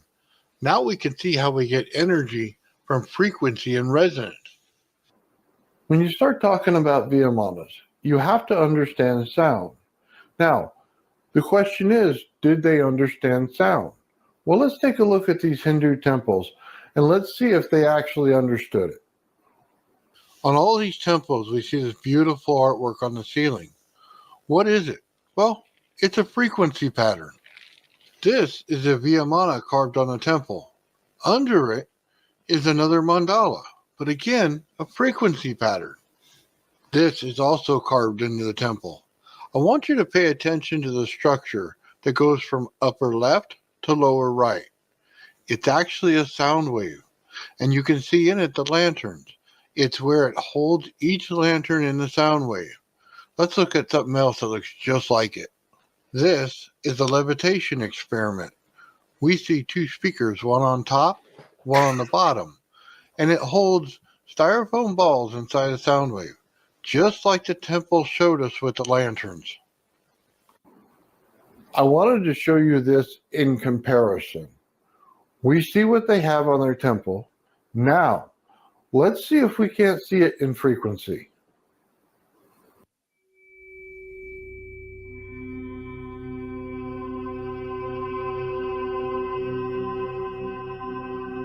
Wow. Nathan, this is awesome.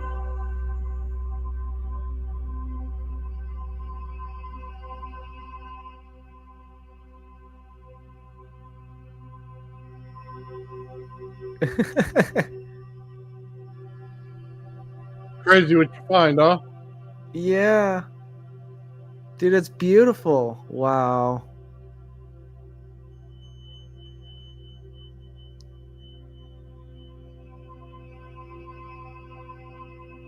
This right here is the resonance experiment. As you can see, for every frequency, it puts out a different shape. There's one big problem though. It does not look like our mandala. So what are we missing? Well, we have to go back to how the Viamana was built. The Viamana actually uses 4 tubes. So we asked the question earlier, are the 4 tubes exactly the same? Well, the answer is no. 2 tubes are shorter than the other 2. That's what gives us our pulse waves in the experiment earlier. This is why the mandala is not correct to these frequencies. It's going to require 2 frequencies slightly out of unison in order to make the pulse wave. That's why the mandala is different than this experiment. Wow. Now that we see some of the experiments, we're starting to put the Viamana together. We're starting to understand it better. We're starting to see exactly how it works. Frequency, sound, things that we just listen on the speaker for today, they built back then to lift crafts. So interesting.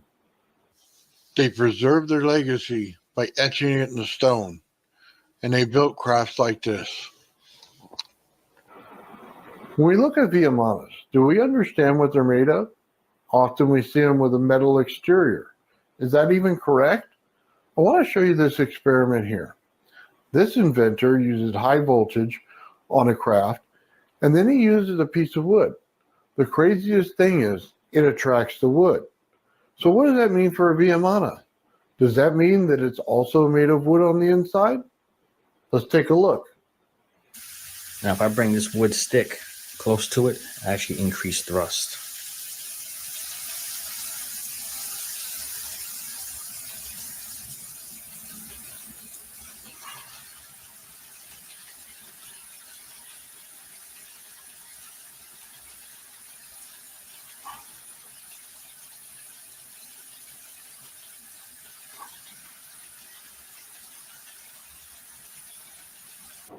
I want to thank everybody for watching.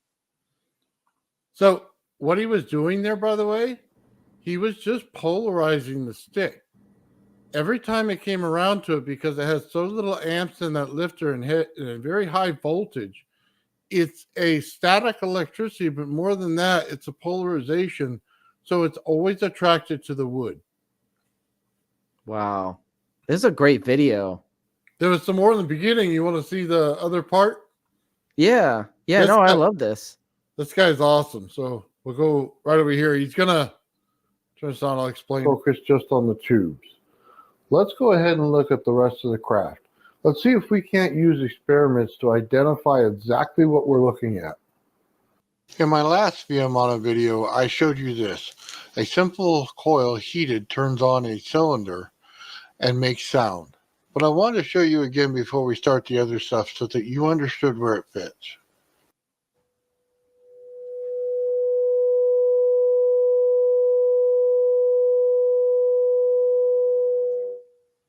As you can see, we're using heat to activate the tubes in the Viamana. Let's take a look at this experiment here. Last time, we used a simple coil to resonate a tube with heat. This time, we're going to take 2 different tubes set to a different frequency and see what it sounds like together. The result is very cool. Now, if I get one of these tubes singing at a time, it's a consistent flat tone. But listen what happens when I turn on the other one at the same time, which has a tone which is very slightly different.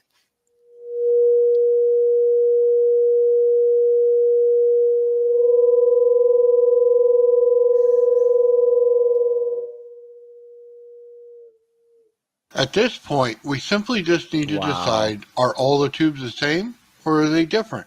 Do we need 1 frequency or 2? You know, I often show this gentleman here because he's a master at physics. His resonance understanding is beyond belief. The things he does with these tubes, you should really pay attention to. This is the guy to watch if you want to understand anything about resonating tubes or resonating anything. Anyway, let's get into it. Here's the master at work. Resonance. Resonance. It goes back Consider to now the video. following. Sorry. I have here two cardboard tubes, one of which slips inside the other, so that I can change the total. So Sumner Miller, Julius Sumner Miller is his name. Oh, okay. Yeah. So so if you ever get a chance, watch his videos. He is just beyond awesome. He looks awfully familiar. Like I've seen him in something a long while ago. I don't know. Maybe. Yeah. You'll have to pull him up one day and just play him on your channel. I'm going to tell you right now, amazing work. Like, yeah, I'll write that down. Yeah, what's his last name? Jules. Julius Sumner Miller. Just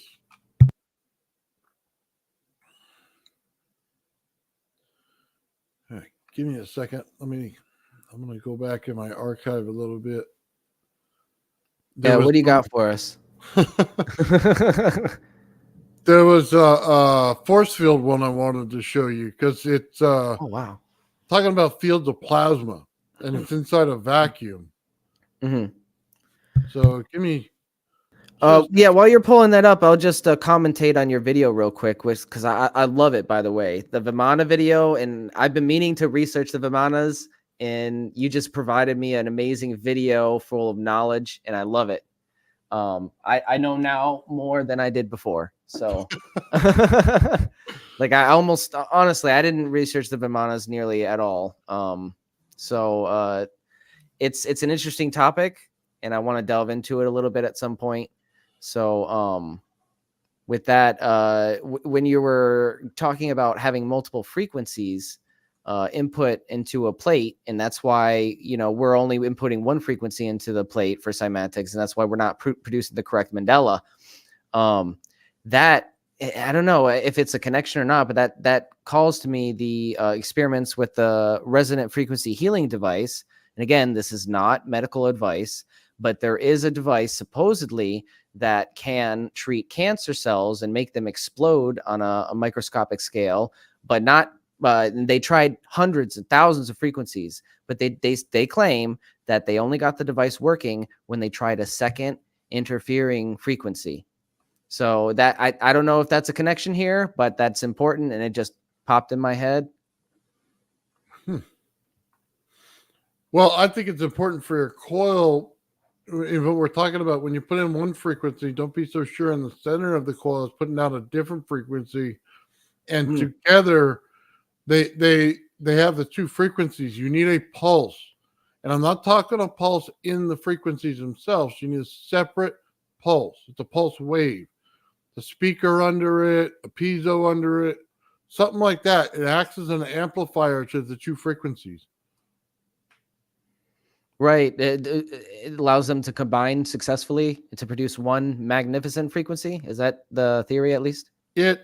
Well, what it does is it's an amplification wave. So I could show you an oscilloscope reading. Yeah, oscilloscope might be a better visual. See where I put it. I got all these video things. It's the same thing it does when you push the button on the piezo buzzer. It'll do an amplification of it. So, you know what? I might have it on my phone. Give me 1 second. Okay. Yeah, this isn't the Rife. I'm not talking about the Rife machine. This is the frequency, the resonant frequency healing device. If you go to my TikTok, I have a video on it. I don't know if I posted it on YouTube.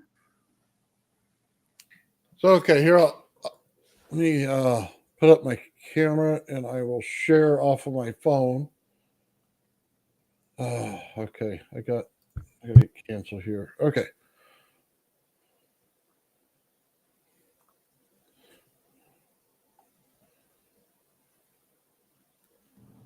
Okay. So yeah, watch the two waveforms. It amplifies? Yeah. Oh, yeah, it's spiking. It's hard to tell. It's all amplifying together though, right? You see a big one?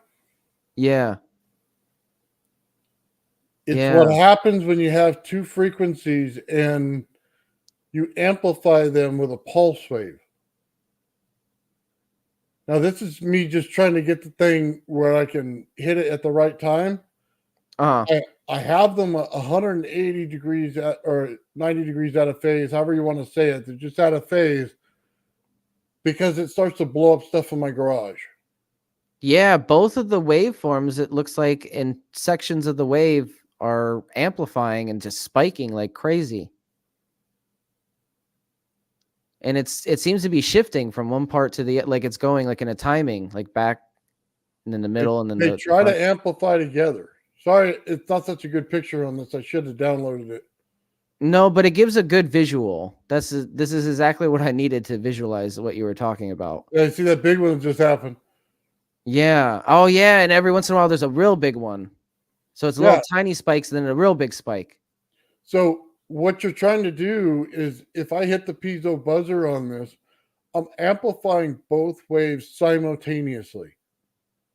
So if they were in phase together, like one overlapping the other, the energy output would be massive. Right. You wonder where the amplification comes from. It's right there. Is that because there's a differential between the two waveforms? No, it's because I'm pulsing it. Every time you see that thing jump, it's the piezo buzzer I'm pushing. Okay. Yeah, I'm just I'm wondering, because I know pressure differentials and instabilities, like, you know, asymmetry kind of play into these things a little bit, but that might not be the exact same mechanism here. You're talking about pulsing. Yeah. Yeah, it's just so you know, when you do your replication of the water experiment stuff, you have to have two waves, and then both waves have to be slightly out of sync, not 100% over each other, because you may get a runaway on it. What you're looking for is an amplification close to each other. So you have to think of frequency like it's two ships in the night, okay? Or an AM radio band. If they are not close enough together, then they will not work together. They will just be like two ships in the night passing. They won't see each other at all. But when they're close enough together, they amplify together. And that amplification isn't set just one side. It's both sides, top and bottom. So it'll amplify. So if I took a longitudinal wave and a transverse wave, and I hit it with a pulse, I'm amplifying the center, just like Hutchinson. Then I'm creating an energy bubble in the inside. That's what sets the middle apart. Yeah, I had somebody on one of my live streams a few days ago who gave me a video and some information. He was talking about what was he talking about? I'm trying to remember. Maybe I could pull it up. Give me 1 second.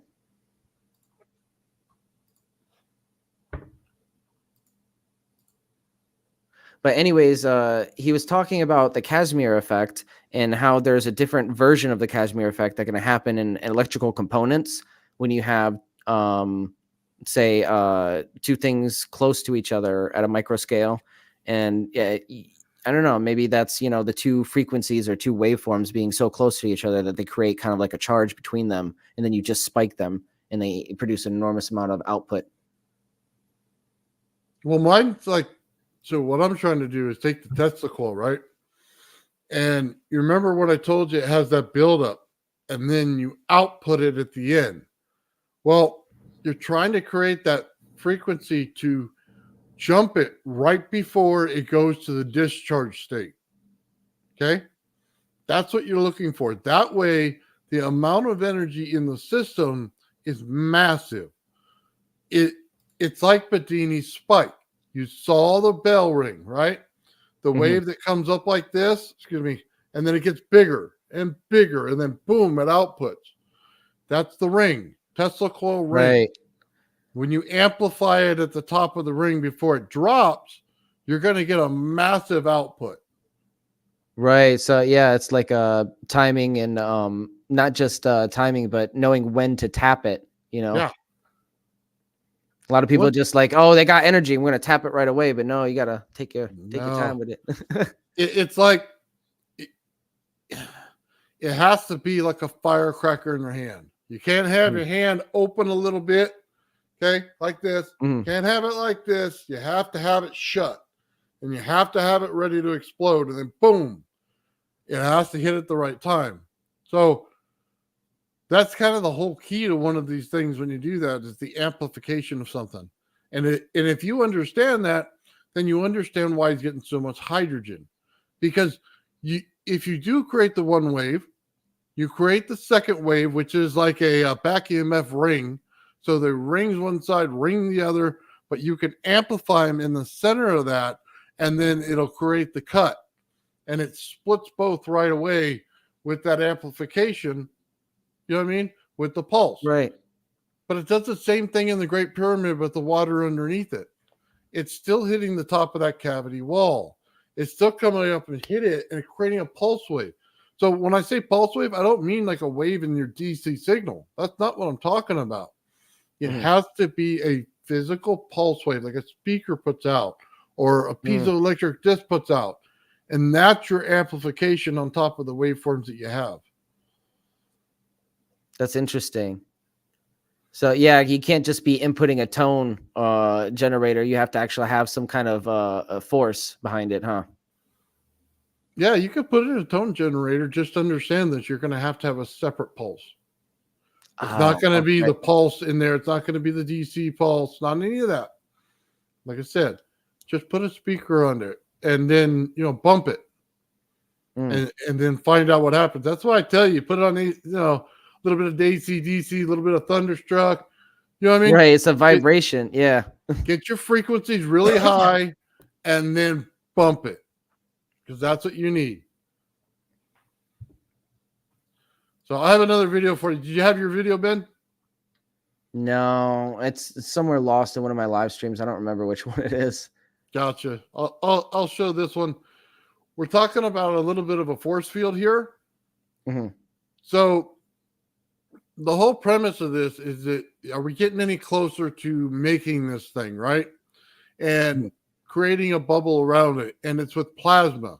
And you see plasma outside of the chamber, inside the chamber, everything where it starts to where it should be. So I'll hit play on that. Let's talk about force fields, or shields, if you will. Can a UFO produce a force field or a shield? Let's see if we can't find the experiments to see whether it's possible or not. Let's look into it. We see in these experiments that plasma rotates in a magnetic field. Here we see plasma rotating in between two magnetic fields. Let's take a look at plasma. Let's see if we can't make it work for us. Let's see if we can't create a field out of it and maybe start to begin to understand this. This first experiment, we're going to go ahead and rotate plasma around a magnet. We're going to see if we can't make rotational force without making the first object rotate first. Let's take a look. As you can see, the anode is the bar and the cathode is the magnet itself. And what we're seeing is a plasma field rotate because of the magnetic field. You know, people always ask, does a magnet have a field around it when it's sitting still? Well, the Earth rotates. So any motion to a magnet causes a field. So any magnet sitting just on your desk always has a magnetic field.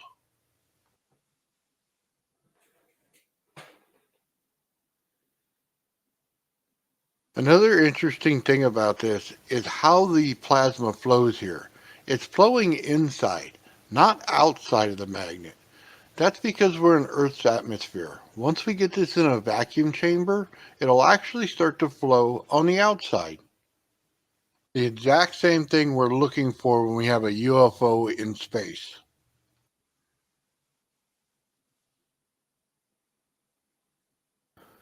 Let's take a look at this next experiment. What we're trying to find out is if we can push the field out a little bit. Is there a way to put a magnet in the center and then make everything else of the plasma push out? Let's take a look. What this experiment is neodymium magnets stacked up one on top of the other. There is a clear PVC pipe that goes right over top, and the anode and cathode are on the left and right side of it. And you can see what happens here. The magnetic field allows the plasma to flow around the PVC pipe instead of trying to go through it. Now we're starting to get somewhere. We now see the plasma going out. We see the rotation from the magnet. Let's pull the field out a little more. Let's see if we can't get this thing to come around and at least get a half of a circle lit up. This right here is a vacuum chamber experiment. What's going on is the magnet is placed at the top. It's a circular magnet, and the anode is connected to the magnet. The cathode is connected outside of the outside ring of it. And what's going on is the magnet itself is forcing the plasma to rotate around in a circle on top of this object. A couple things to note here. When you're in a vacuum chamber, the amount of vacuum is important here. The more vacuum, the more that this energy field will pull out. But you get to a point where it's too much and the energy field will suck back in and it won't allow it. So you got to get just the right amount of that. Then you also have to have the correct amount of voltage. Sometimes voltage too high just makes a mess. Sometimes voltage too low, the effect won't show up. It just has to be in that nice sweet spot to get it right. In case you're new to this, when you do plasma, you have to be at night. During the day here, you could barely see the outside rings. You see a little bit of glow, depending on the lighting coming in. But the real effect happens at night.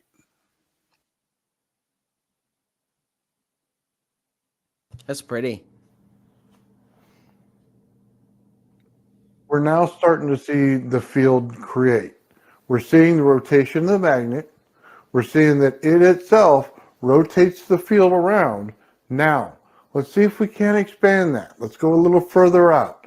Let's see if we can't get this at least halfway around. As you can see here, here's the vacuum chamber that's being used. You can clearly see the wires coming into it and where they hook in. One's the outside, one's the inside, and here's the ring. I can tell you it's fairly low amount of vacuum that's been pulled out here, and that has to do with the plasma that's being created. It's not pushing out too far.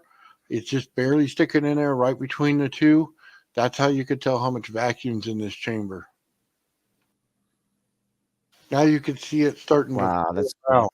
It's starting to make that half circle. This is very important. The next step is going to blow your mind on how it works. We're actually going to create the thing all the way around it. But this experiment shows you how to start it. We have the magnet there. We have the centerpiece. We don't have any magnet on top yet, just the bottom. And we're getting a beautiful glow coming off the bottom here. This is exactly where we want to be at this point. Now we have the understanding. We can push it to the next level. Wow. While working in a vacuum, it's like space. So now we can take the magnet on the top and put one on the bottom and create a rotational field of both. Let's see if we can get it to go fully around this time. And there it is. That's the shot that you want. Right around the whole thing, top to bottom. Now there's no plasma on top and there's no plasma on the bottom. Very circle at the top and very circle on the bottom. But this is what we want to see. This gives us hope for that shield. The tests are proving that shield technology is within our grasp. It's hard to imagine, but here it is right in front of us. That last video was absolutely amazing. We actually got to see the plasma go all the way around a disc-shaped object. Again, if we're building this for a UFO, that is amazing. Now what we need to look into is, do we need to force rotation further on the inside disc to push the field out further? Obviously too close and it just burns us up in our UFO. But if we can get it to go a little further out, we're going to have to maybe get some more rotation in this to do that. But if we can get it to go a little further out, that's where we need to be. We need to keep this thing off the craft, not right on it. This experiment has absolutely no plasma in it, but it'll show an effect when it's spinning. You'll start to see what actually does happen when you put plasma into something when you rotate it with a motor. And that's important because we use magnets so far to rotate the field. Now we need to put rotation inside with a motor along with the rotation of the magnet to create the field to make it expand further. So if you're thinking this is the rotation with the motor, then we have the rotation with the magnet. What it means is the inside disk, our UFO, will be spinning as well as the magnet creating the spin as well. It gives us the exact same thing that the Earth gives us: rotation of a planet, rotation of a field. Let's go back a little bit. Let's go back to how we got here. We used a vacuum chamber, and we used a high voltage source, and we put that high voltage into one object. That object had magnets on top and bottom in order to get the field to rotate. We also explored the possibility of rotating the object itself beyond what the rotation of the magnets gives you. So, what do we need to do from here? We need to change the source of the high voltage just a little bit. Let's look into this magnetron project and let's see if we can't get the inspiration to figure this out. You're probably asking yourself, why would we use a part from a microwave for this? Well, it gives you a couple of things that you don't always get. One, it gives you the high voltage. Two, they use magnets on the outside to create the field on the inside. Now, all we need to do is expand that field a little more. We need it to go on the outside of it. And then we have the core of what we want our UFO to be. The great thing about this is a magnetron is a resonance chamber, which basically means it puts out sound and frequency. If you saw my video on the Viamana, you'd understand this a little more. It's going to be required in any UFO craft. Here we have our plasma, we have our high voltage, and we also have our magnets. It gives us a great piece to put in here. It's the right one to use.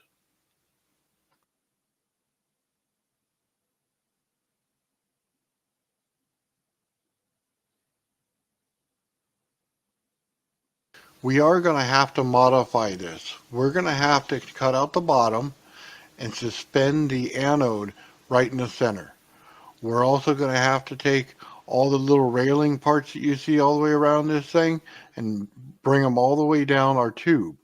Now, in order to push that plasma out, that's the way we're going to have to do it.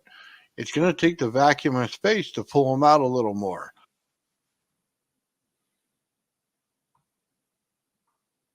It also may end up that this is just a separate piece in the core, and we may have to build another piece at the top. But that's all in the building stage. This right here is just the theory stage, and we're trying to figure out if it's even possible. And with this, I think it is.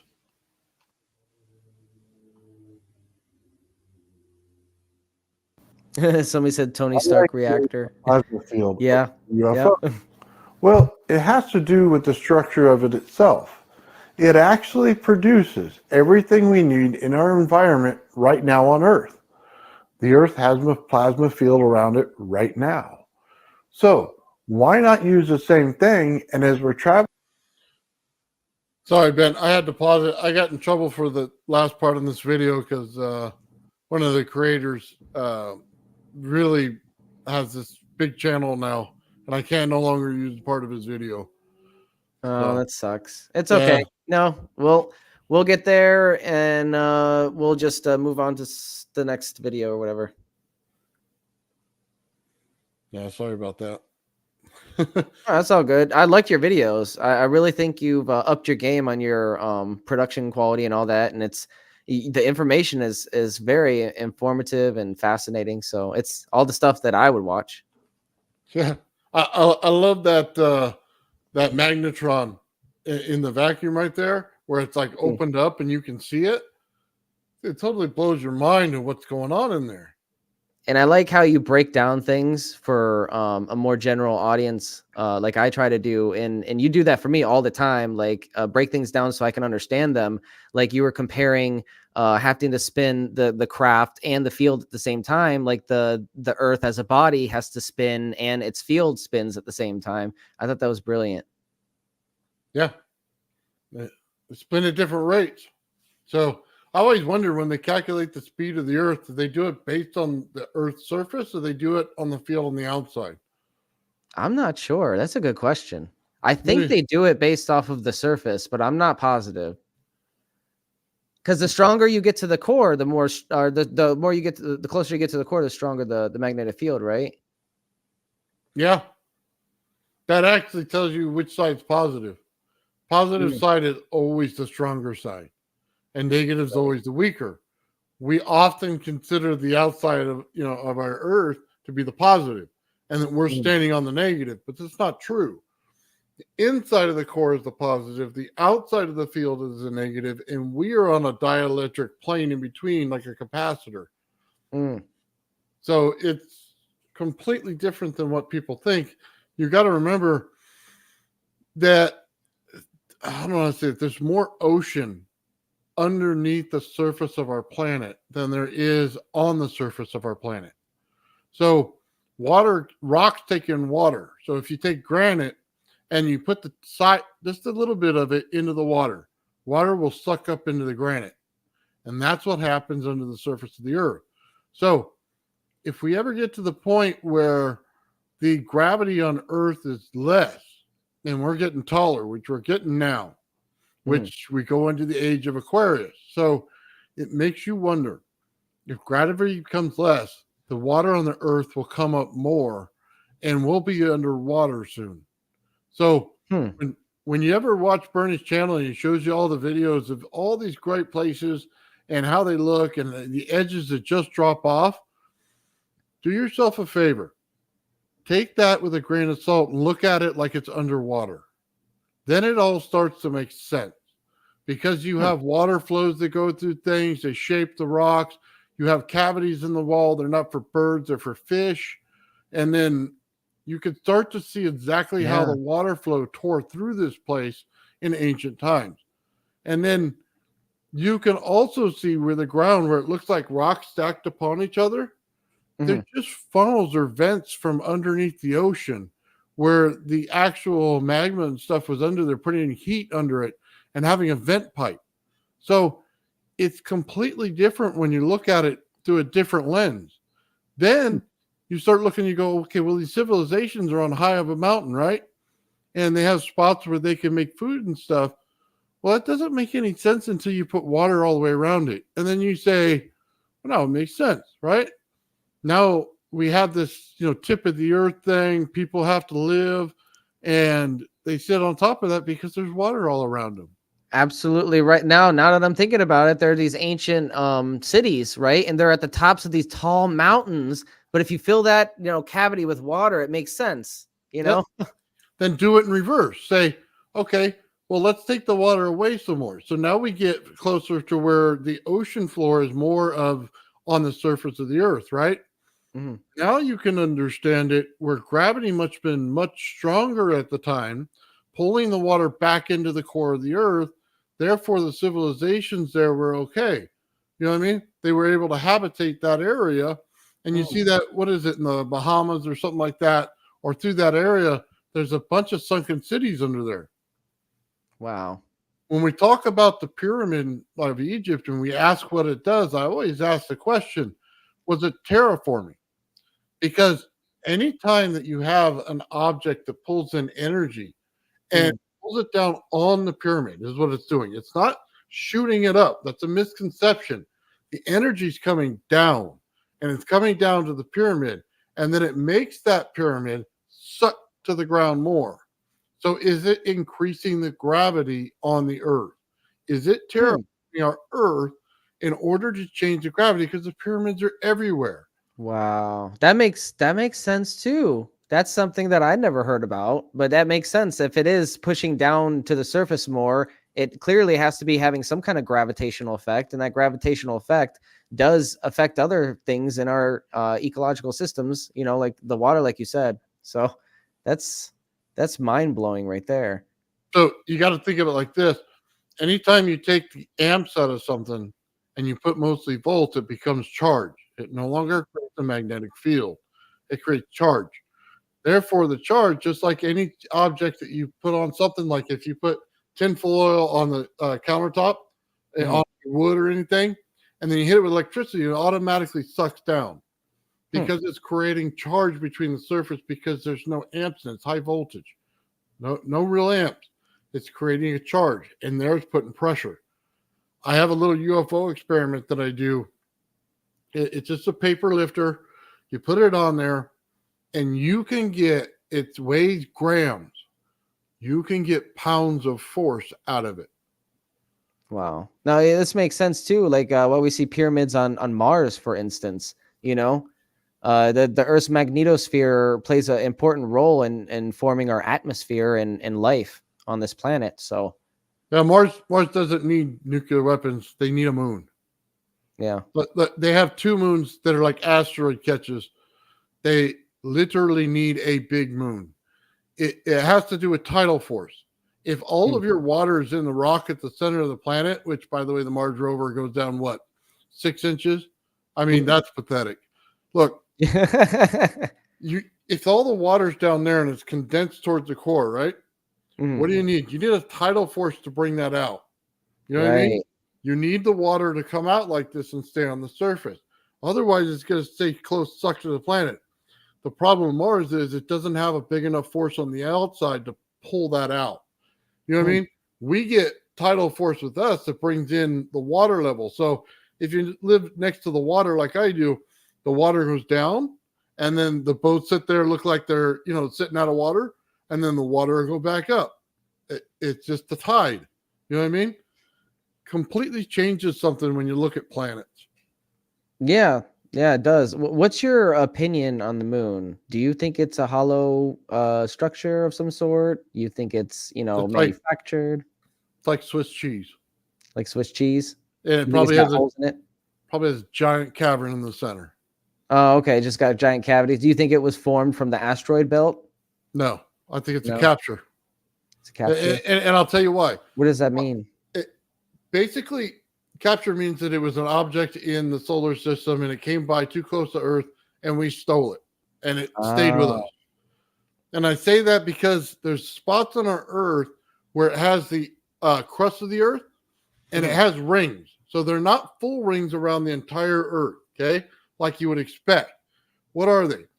They're partial ones. So you get a partial here, and down here you get a partial here, okay? Probably over here you have a partial here. The ocean floor is coming up.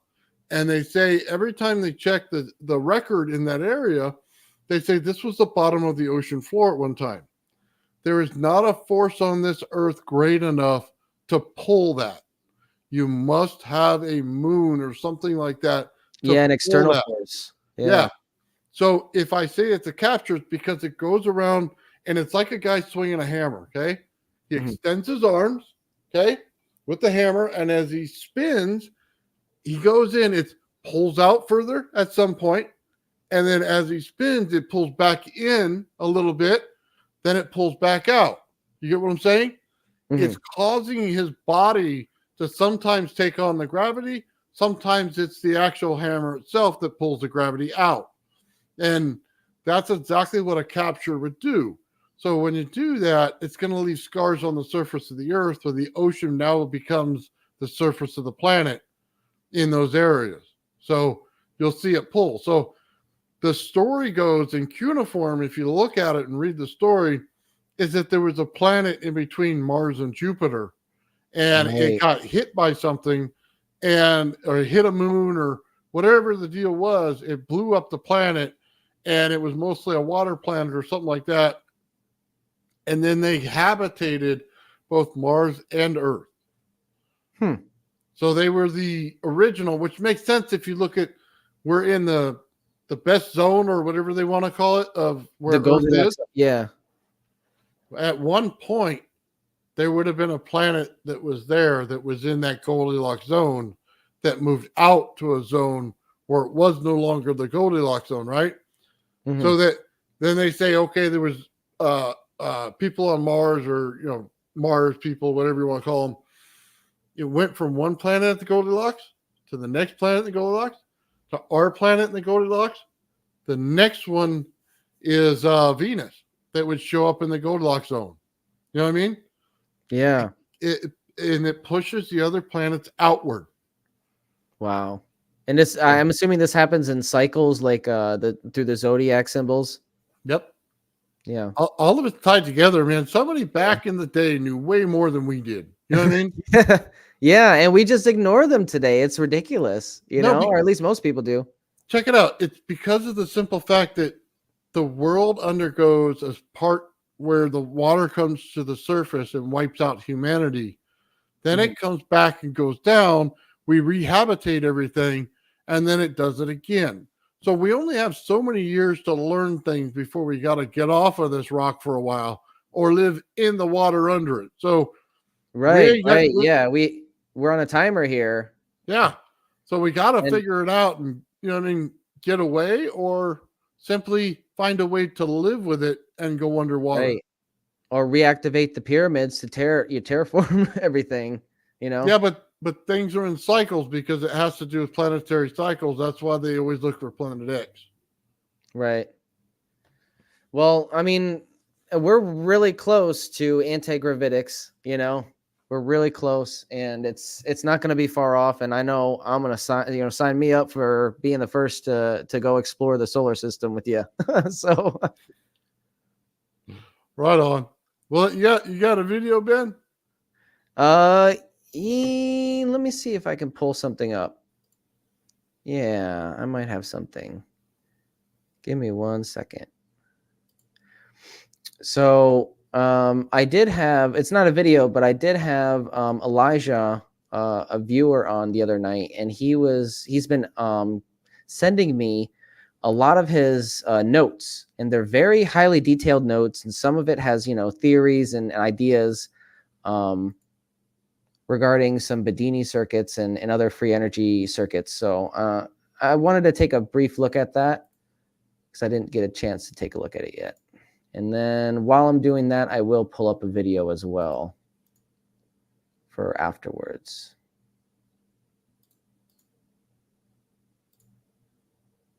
Put that over here. All right, so I haven't actually taken a look at this yet. I don't know. Can you guys see that clear, or should I blow it up more? Yeah, you gotta blow up a little bit. Yeah. Let me try zooming in a little bit. There we go.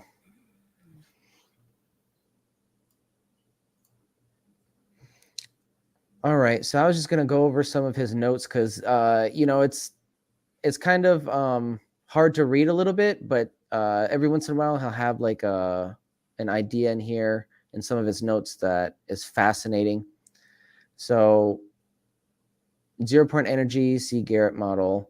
This is all based on tapping 0-point energy and his theories and all that. Okay, so here we have a PEG cell battery charger. And this is a diagram of his. He's highlighting the current, I believe. And let's see if he has any notes. Yep. So small PEG cell standalone, 1.2 volt milliamp range, earth battery. So this is, I guess, schematics for an earth battery. Yeah. It's kind of hard to read, so I'm going to do my best here, so bear with me. Inverted dipole EMF reverses ion flow / time in battery, ?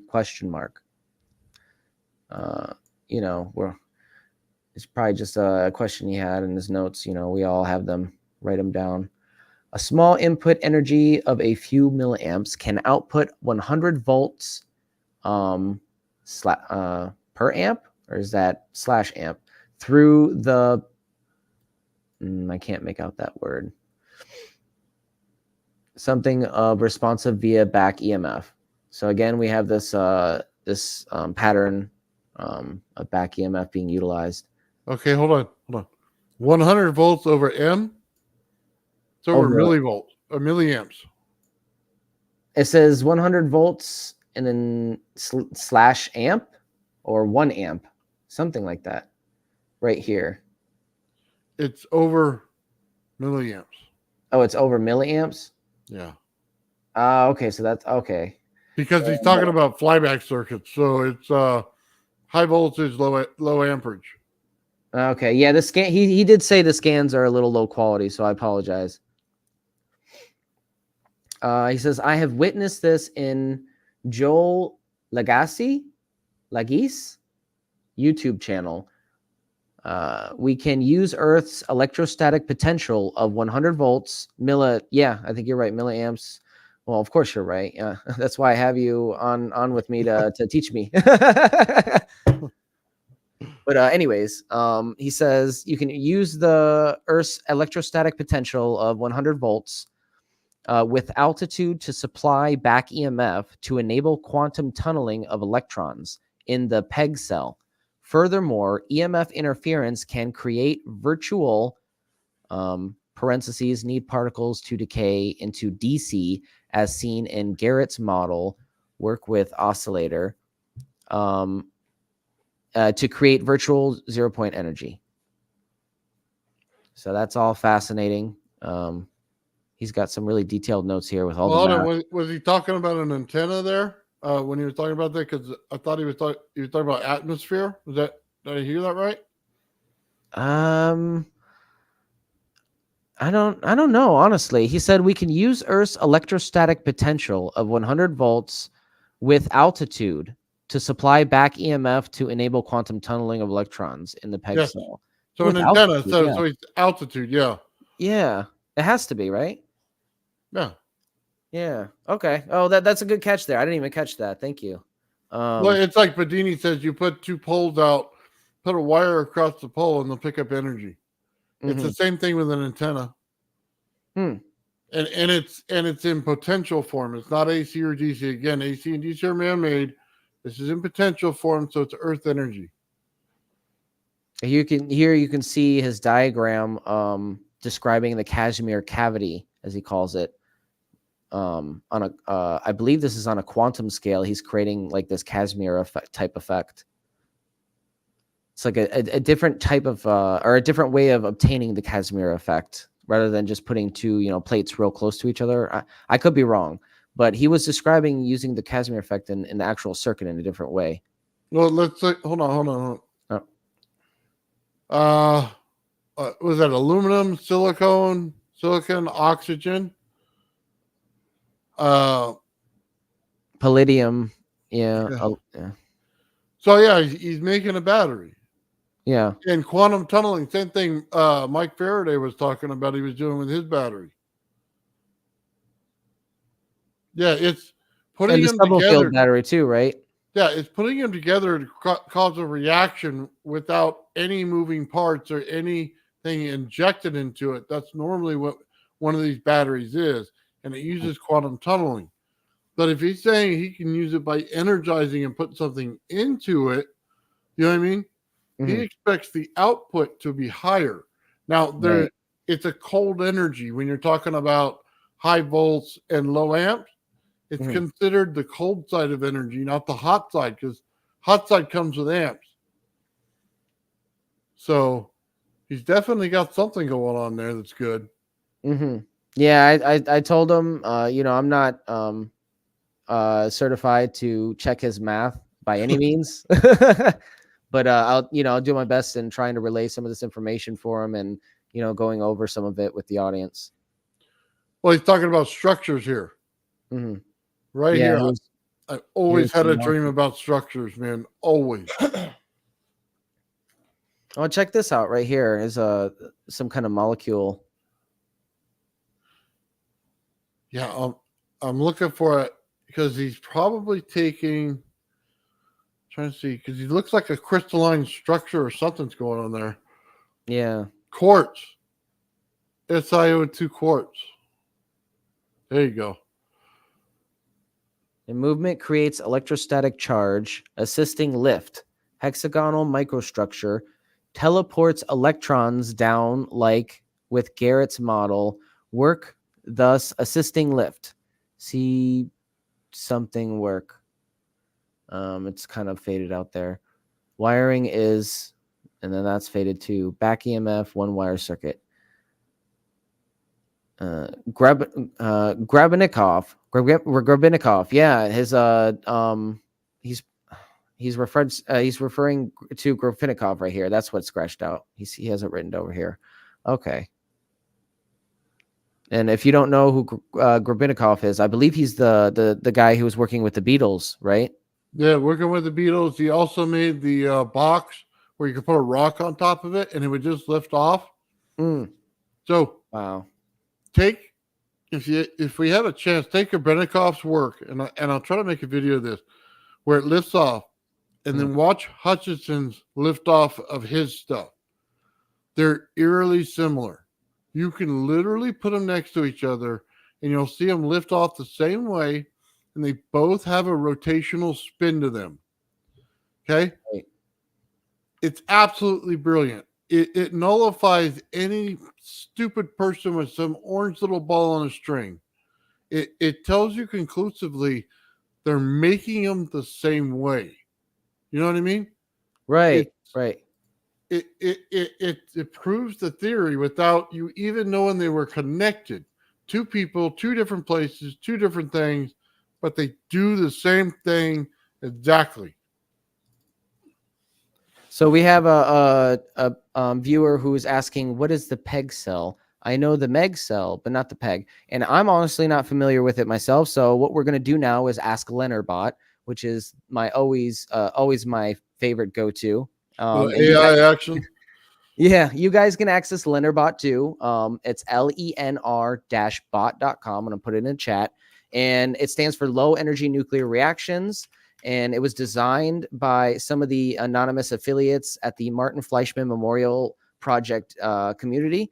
And it was designed to help people with their questions on zero-point energy and all the obscure areas of science that we talk about. We're going to ask him, what is the PEG cell? And as you can see, he will give us a bunch of timestamps and links to different websites if it's relevant. But right now, we're just going to ask him to summarize the answer with AI. All right. So he says the PEG cell is an experimental cell structure that involves pairs of superfluid vortices with curved sections within the superfluid structure. The cells exhibit a curved surface and form geometric sections potentially related to the structure of an itonic cluster, which is just a charge cluster, or Ken Scholler's charge clusters. The experimental cell design consists of a glass jar with a bakelite lid, and research is ongoing to understand the structure and behavior of these cells further. So that's interesting. Thank you, Leonardbot. Let me bring him down here. So that's the PEG cell. If you have any further questions, you can access Leonardbot today for free. And I highly suggest you check him out. He's pretty cool. So there's a guy that does a lot of videos, Ben, for the PEG cell out there. And I honestly haven't watched him a lot. But let me see where it is. I'll pull up the if guy's you got channel. something. Yeah, if you got something, let's pull it up. So give me 1 second. I'll be right back. Okay. Where is it? Let's see if this one is it.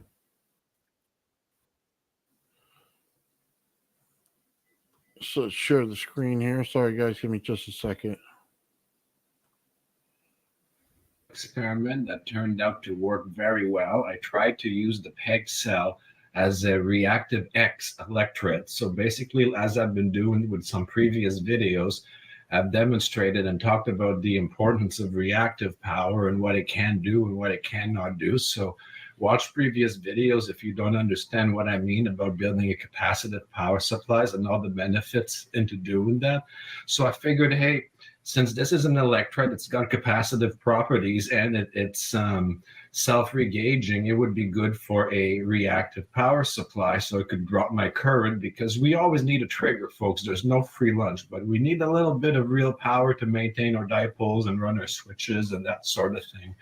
But apart from that, the whole point is to use as less real power as possible without introducing so much resistance and heat. So the reactive power supplies is a good solution to bring the current down without wasting it all in resistance and heat.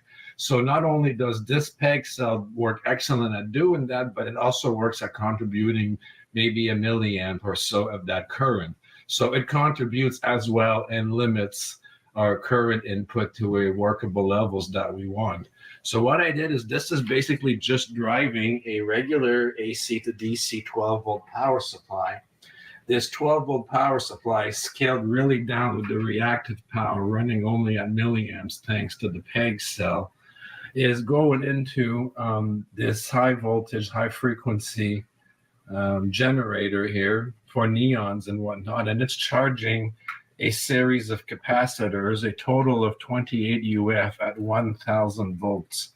When it reaches the 1000 volts level, it triggers this 1000 volt gas charge discharge tube that energizes the high voltage side of a microwave transformer. So we're dumping, what's unusual and different here, in my previous videos, I would dump, the high current, low voltage, the high voltage, low current into the capacitor and get the amps that way. What I'm doing here is I'm getting still the amps, but charging it really, really quick at high frequency, high voltage, so I could discharge the high current, high voltage amp discharge on the high voltage side so that I get a much lower but higher current output secondary side, about 100 volts.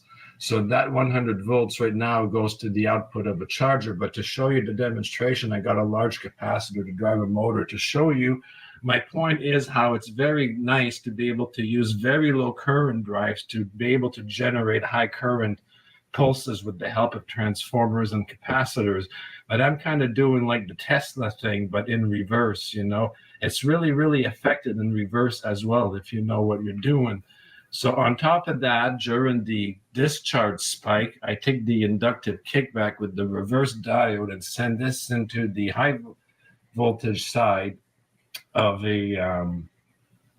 which would be the primary high voltage side of another AC transformer. And I scale, because it's a really big spike at 1000 volts. You could just imagine, when you do a couple volts, you get like 24.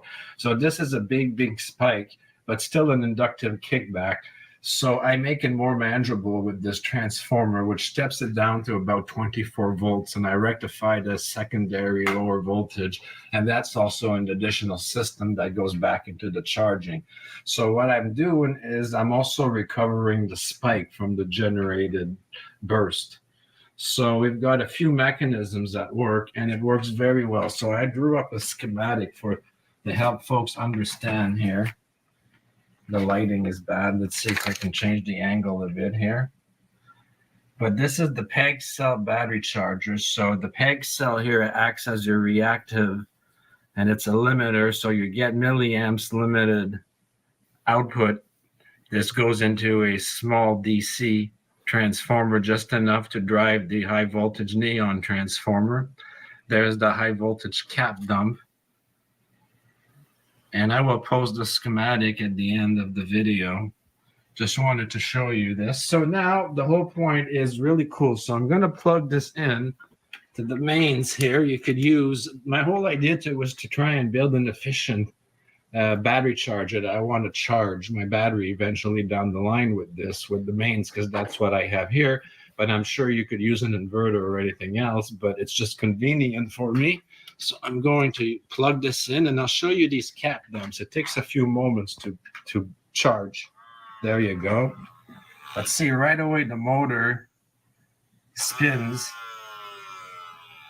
I don't know if there's any battery left in here.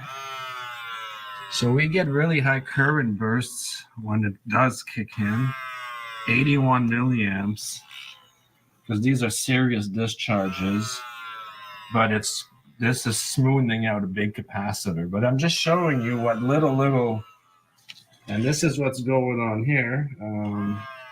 There's the spark gap discharging every few seconds because it's very low current, but it's a very, very high burst because of this energizer here. 1000 volts discharges at 28 UF through the spark gap going into the microwave transformer, giving you 110 volts high current bursts. And this is what we're doing. And here I've got the scope on the inductive kickback to show you the recycling of the spike. And we get about 20 some, if I can catch it here. Takes a moment to get, it's very sharp. There you go, 27 volts there. but it's very sharp. My scope doesn't catch it every time here. If I can change the resolution a bit here. There you go. There's that spike. So that's about 28 volts. And we recover the inductive kickback plus the discharge here. And this runs nice and cool and also contributes to the system.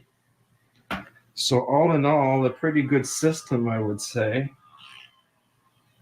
And I hope with the help of the circuit diagram, it helps you understand.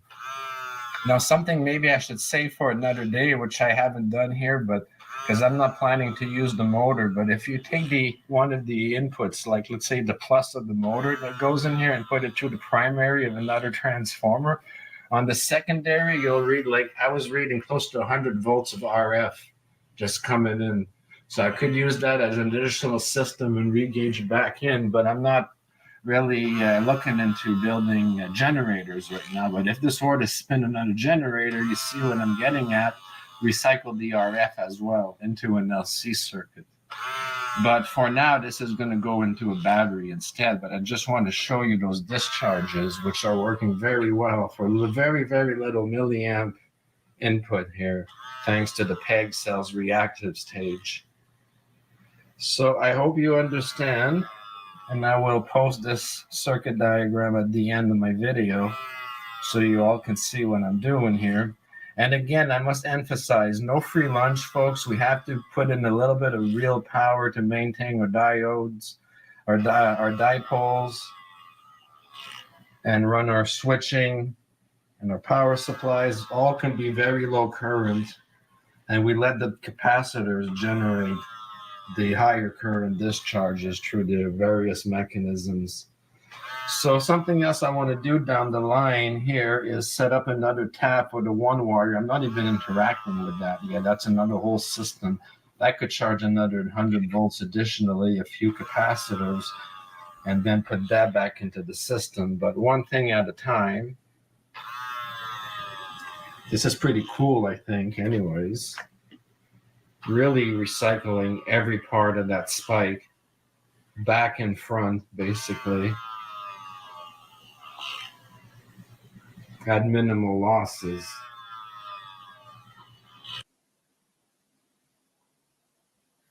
Wow, so that's the PEG battery cell.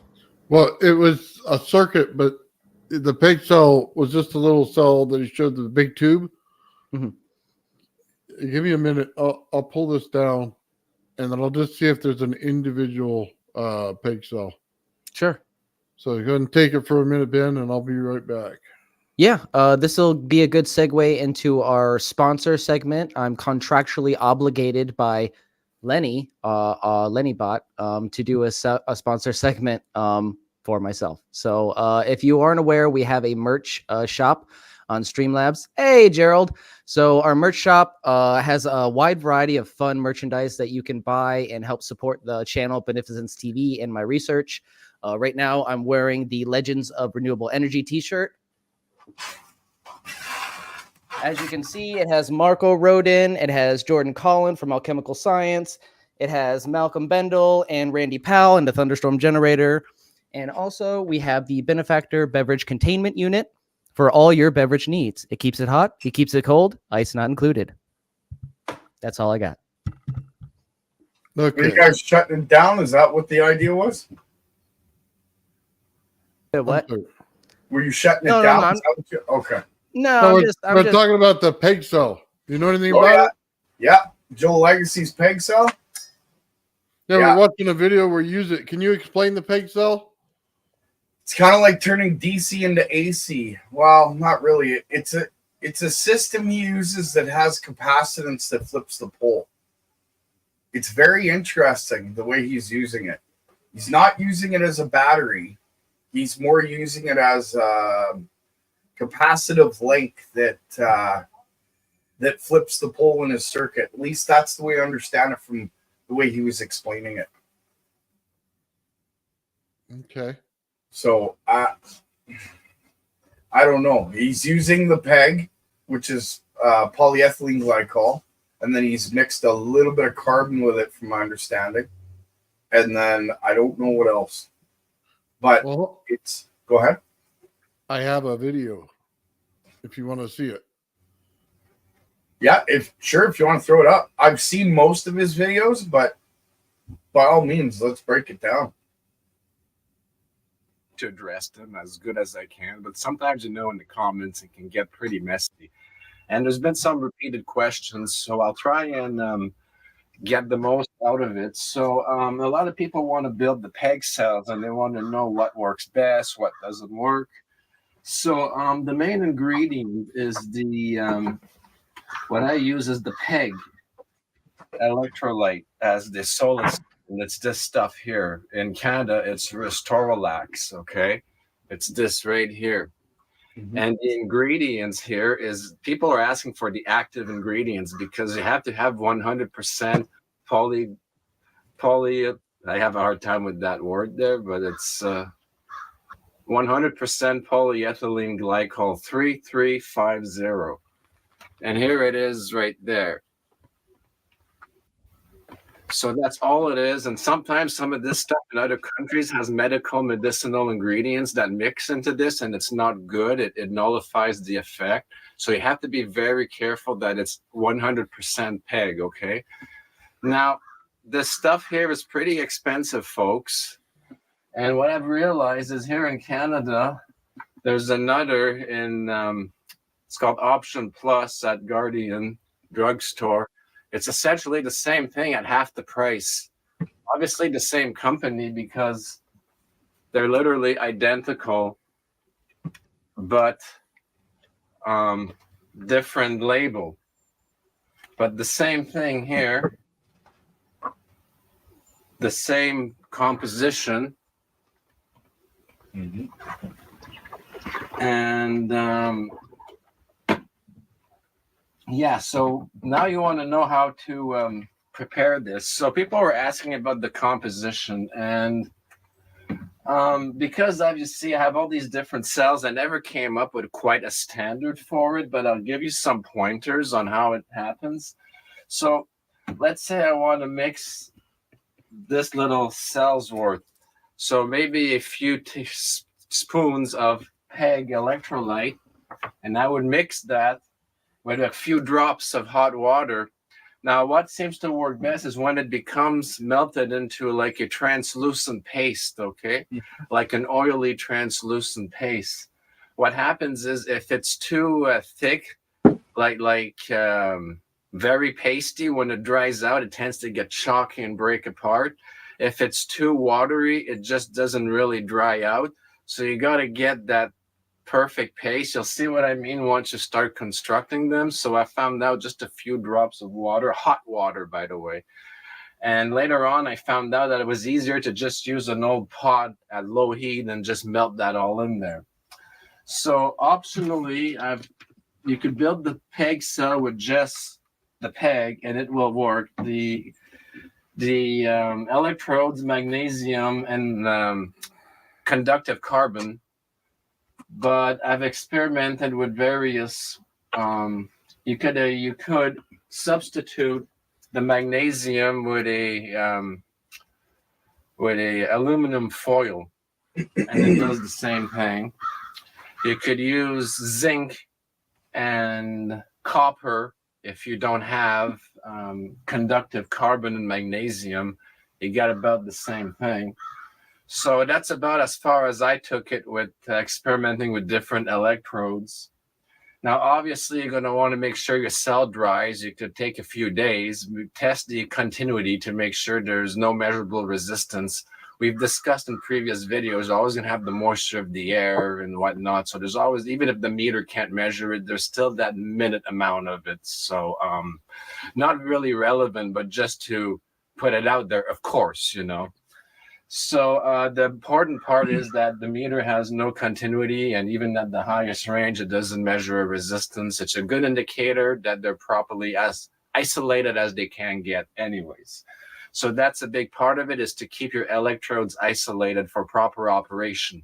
Now, of course, as soon as you pour this in, you'll get a voltage. So as it is wet, you could say it's a traditional galvanic effect. We don't want this. So we want to wait for it to dry, and we want to use electrodes that are non-corrosive so we could withstand that temporary effect, so there's no corrosion or very minimal during the drying process. Once it's dry, obviously there won't be corrosion influenced by that, not any more so than being in the natural environment from natural moisture in the air. So in other words, it has the potential to last a lot of years if you build them properly. So this is actually one of the first cells that I experimented with, and it still puts out. You know, this was done in the winter time, and if I put the voltmeter here, I don't know if you guys are going to see that, and I'm just going to measure it now. 1.01 volts. So it's still putting out over a volt. This has been in my closet forever, just stored there. And this blue stuff here was an experiment. I tried to use the, instead of mixing the peg with a drop of water, I had that concentrated syrup, electrolyte, sports drink. That's why it's blue. It smells like Kool-Aid. I wouldn't eat it though. So all right, guys, that's pretty much your understanding of what's going on. Yeah. I'm still not when you're making the, maybe we can kind of summarize a little bit. I tried making a peg cell, and I can't even remember what I got out, a half volt or something, and I just threw it aside. But when you're making them, make sure you wear gloves, because the stuff's a laxative and it soaks into your skin. So I just thought you guys should all know that. That's so funny. Right? Rest, relax. Oh. That's skipping for me. I don't know if it's skipping for you guys. It might be my internet, though. Not skipping here. No, that's skipping here. It's got to be your internet. Is it going to crash again on you, Ben? No, honestly, with Streamlabs, I don't think it'll crash because the overhead is being taken care of, you know, by Streamlabs, and it's not. I don't have any resources on my computer that it's needing. StreamYard? Nice. Yeah, sorry, StreamYard. Yeah, you get the idea, right? Like, there's nothing from my computer. Like with Streamlabs, it was an app on the computer pulling resources from my computer and then broadcasting them. So this is kind of doing the work for my computer. And honestly, you're right. You know, I'm a little stubborn when it comes to changing my ways a little bit because I get too comfortable with my programs and stuff. But sometimes I need a little push, and that's exactly what I needed here, because StreamYard is definitely taking care of all of the needs I need for the stream. Well, it's allowing me to organize everything. You know, view the chats, highlight them, you know, give people credit when they need it, you know, on the chat. And it's very convenient. I love it. You know what the gurus of old used to say, eh? Life begins just outside your comfort zone. That's right. Yeah, that's true. That's true. I'm never, you know, there is a theory that, and they did scientific studies on this, that people are actually most productive when they're slightly uncomfortable. You know, you have to find that balance. You know, you can't be completely comfortable, or else you're just going to get a little lazy, I guess is the idea. But, you know, being a little bit off balance, being a little bit, you know, like I need to manage my time here, you know, kind of snaps you into focus, right? Yep. Yep. You're not wrong. That's Took me a while to get out of bed today, I'll tell you. I think it was maybe 5:30, 6 o'clock. I started to get out of bed. Crazy. Yeah. So yeah, Well, when it comes to focus, I was a little more off balance today than normal. You're in a lot of pain, so it's understandable too. You know, that throws you off. It is not so bad right now, but earlier was really bad. Yeah. Well, I'm that's glad life, you're right? doing better. Yeah. Hey man, I appreciate it. I do. It's just life, though. I'll just pick up again tomorrow and start fresh. Another day. Right? That's right. I don't let it get me down. It just pauses me for a day here and there, right? Right. Yeah, that's about what it does. Yeah. Yeah, you get it. You understand. Yeah, I had gout for like a month, and it would travel from my foot to my knee to my back, and then it went over to my hand. My hand was puffed up like completely for about 2 weeks. I couldn't work, couldn't move it, couldn't do anything. And it was just all in the joint. So the joint crystals would just grow, and then it hurt. You couldn't touch it. You couldn't bang it. It felt like a broken bone every time you came around it. Just awful. I hear that. That sucks. Mine's in the neck because my head went through the windshield not once but twice. 2 different accidents, eh? So the first time I went to physio and I got it all back and it was good. Second time, the physio didn't take as well. It is what it is. I'm happy to just be walking, talking, and alive. I got 4 screws and 2 plates and a little ball bearing where my disc used to be in my lower back. Oof. Yeah, it hurts. I have a feeling that medical advancements will get really exciting in the next few years, as long as we try to push this new science out, or this old science rather. Well, it's not going to help me now. Now, no, but a little bit of robotics, a little bit of license of parts might help out. The problem that I see is that we're kind of heading towards like a cyberpunk dystopia where people are going to want to augment themselves, right? Yeah, not for me. I want to go all natural. It's written. Yeah, exactly. It's written that we have a form of evolution that most people don't want to even consider, and it's directly connected to light and energy and sound. And I think that that's our next stage. I think that's where we should be headed. Don't get me wrong. I want to build a ship, but I mean, if I could fly, who wouldn't want to, right? Oh yeah, sure, of course. Yeah, so that's where my head's at. Will I ever accomplish it? Who knows? If I don't, maybe some of the info or all the info that I have can get carried on to someone else, and they can complete the task. One step at a time, I guess. Yeah. Well, if you make a surprise utility belt so nobody comes around knows what you're doing, and then put it on thinking it's a belt or something like play. Yeah, that'd be hilarious. I'm building something that I've brought it up before, but it's kind of really cool. It has to go with PEMF healing, pulse electromagnetic frequency healing, and it's a watch. Oh, really? Nice. Yeah. Oh, nice. And it just goes on your wrist. You can wear it for 15 minutes out of the day for like 7 to 14 days, depending on the treatment. And I can see it now. You got a kid that's into LARPing, and they go out with their buddies and they put on your utility belt thinking it was a cool accessory.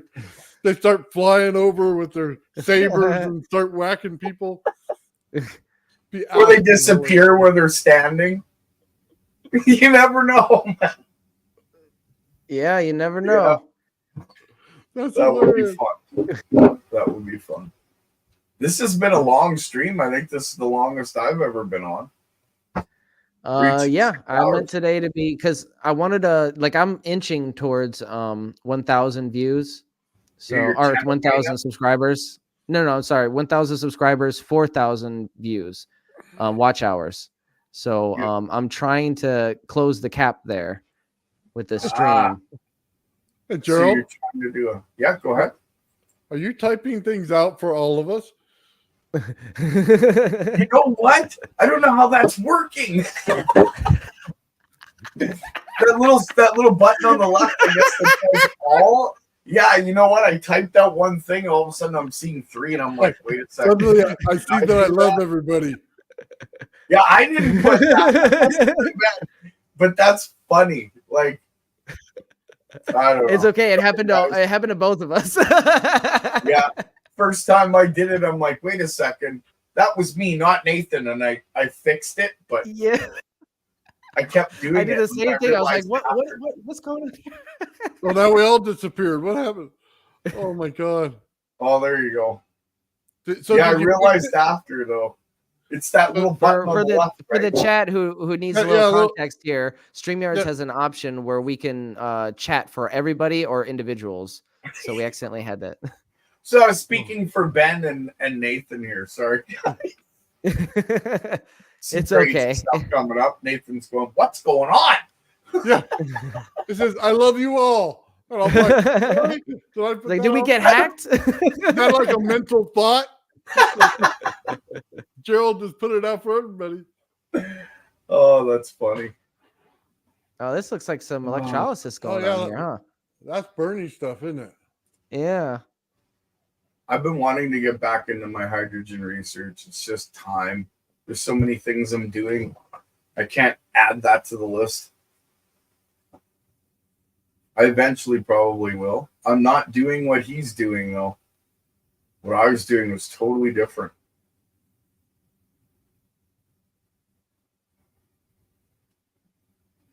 He does long-term. That's long-term transmutation through the production of HHO.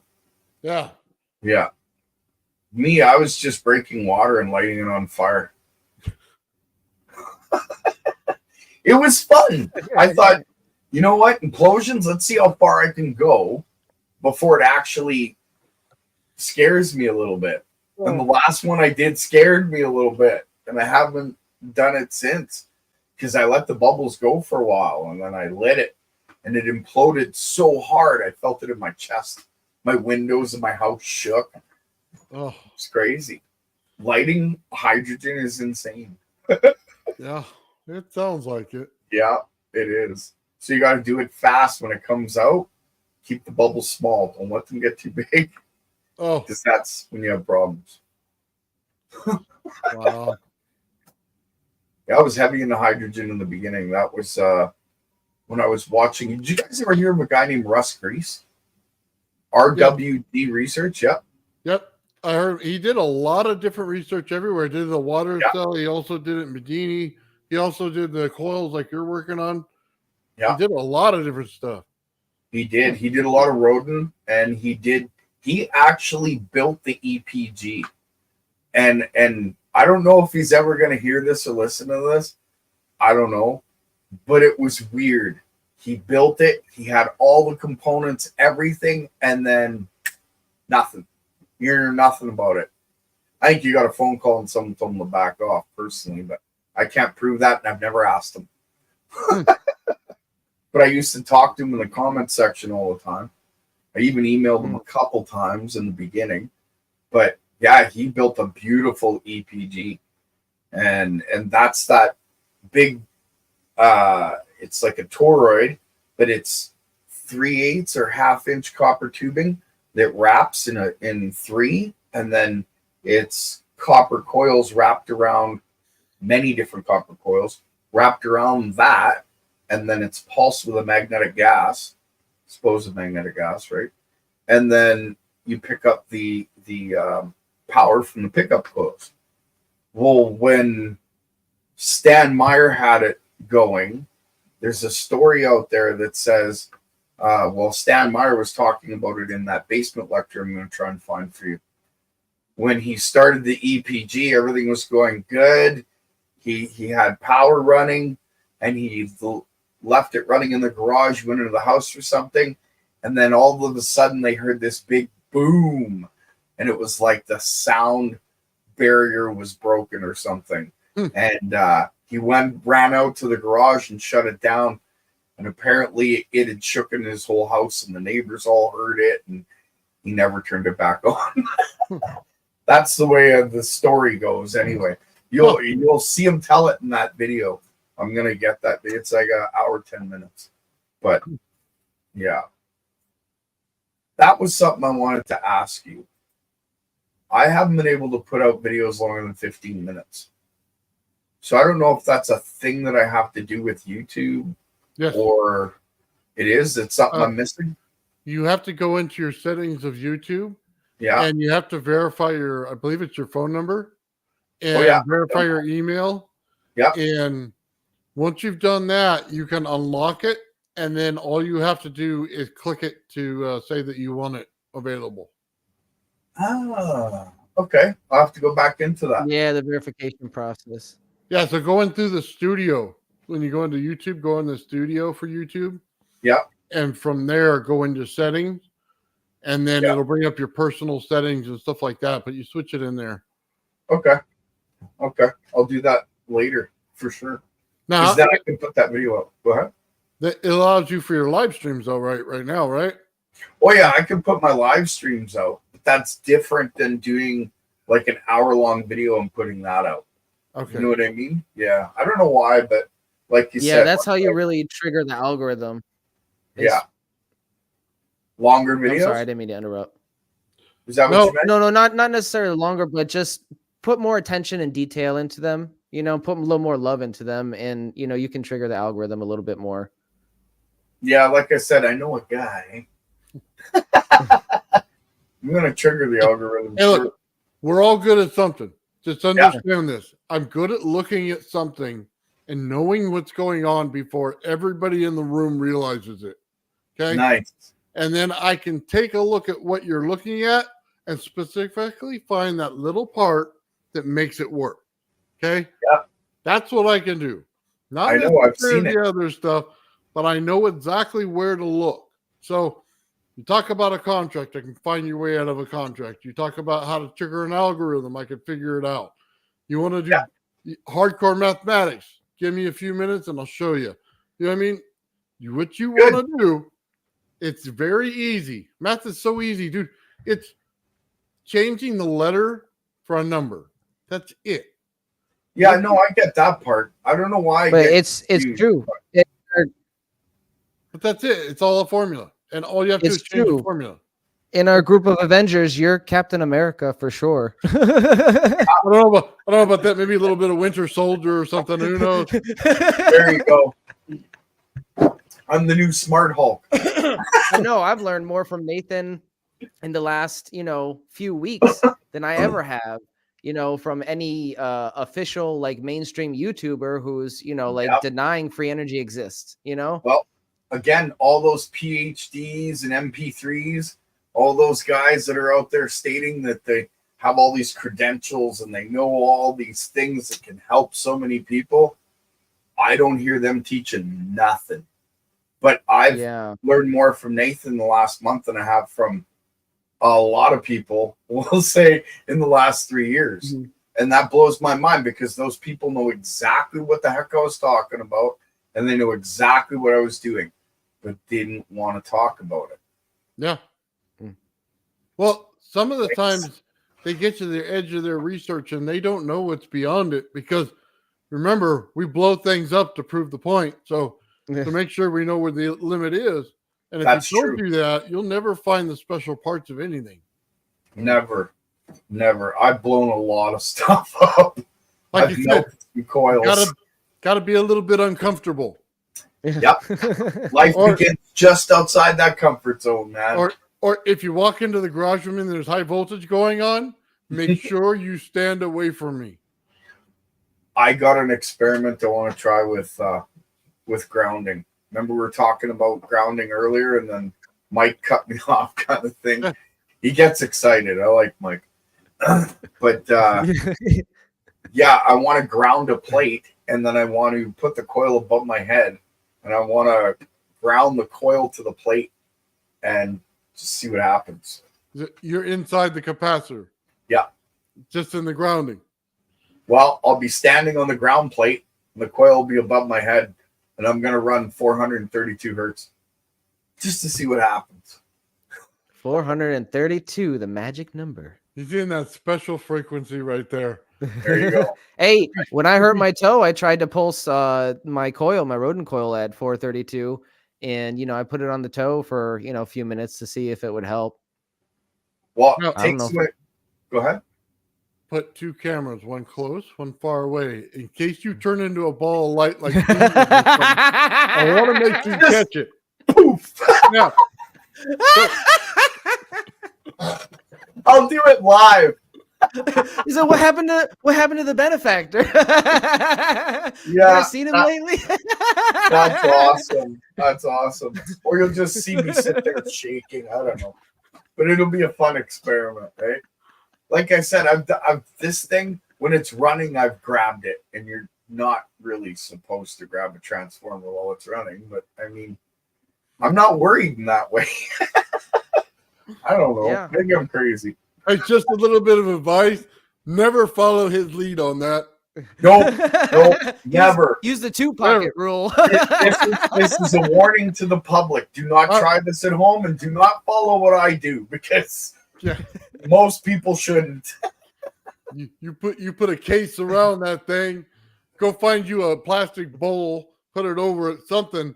You stay away from that. Yeah. Well, like I said, I'm going to try some crazy experiments this year. My Taking it God, to the man. next level. I want to see that. For sure. It'd be like the Ark of the Covenant. You see this right here, and you see Gerald in the center. I saw God's face. No, it was just Gerald. Hey, it'll make for a good live, though. It'll make for a good live. Let's see if we can make that sucker go viral. We have that's to. awesome. One of our free energy videos has to go viral. It has to, that's the way we succeed. And I'm trying real hard. Hey, Ben, it won't go viral if you call it free energy. It's it won't. That you accidentally slip the fact that it's doing something without saying anything is a better chance than telling people what it's doing. No, you're right. Absolutely. Absolutely right. And that's something that I have to consider myself. For sure. Or you're amazed that it's happening when it's happened, although you just did the experiment before you turned the camera on. I know guys that do that. Yeah. You know what I mean? This is live. I've never seen this before. And all of a sudden it's like, yeah, okay. But they did it 10 minutes ago to make sure it happened before they put it on camera. I used to do that right in the beginning, and I went, you know what? That's kind of cheesy. I'm just going to do shit live. Yeah. That's why you see mistakes when I'm doing videos. I'll be like, oh, sorry about that. And we were just talking about this earlier. You don't want to be gimmicky. You want to be honest and truthful and upfront with what you're doing, because at the end of the day, we're trying to disseminate important information. We don't want to belittle what we're doing, or undercut it by any way. Oh my God, dude. I should make a blooper reel of all the time I got shocked on camera. You would go viral, I'm telling you. I mean, I would watch it, that's for sure. I mean, we should put a blooper of all of ours in one.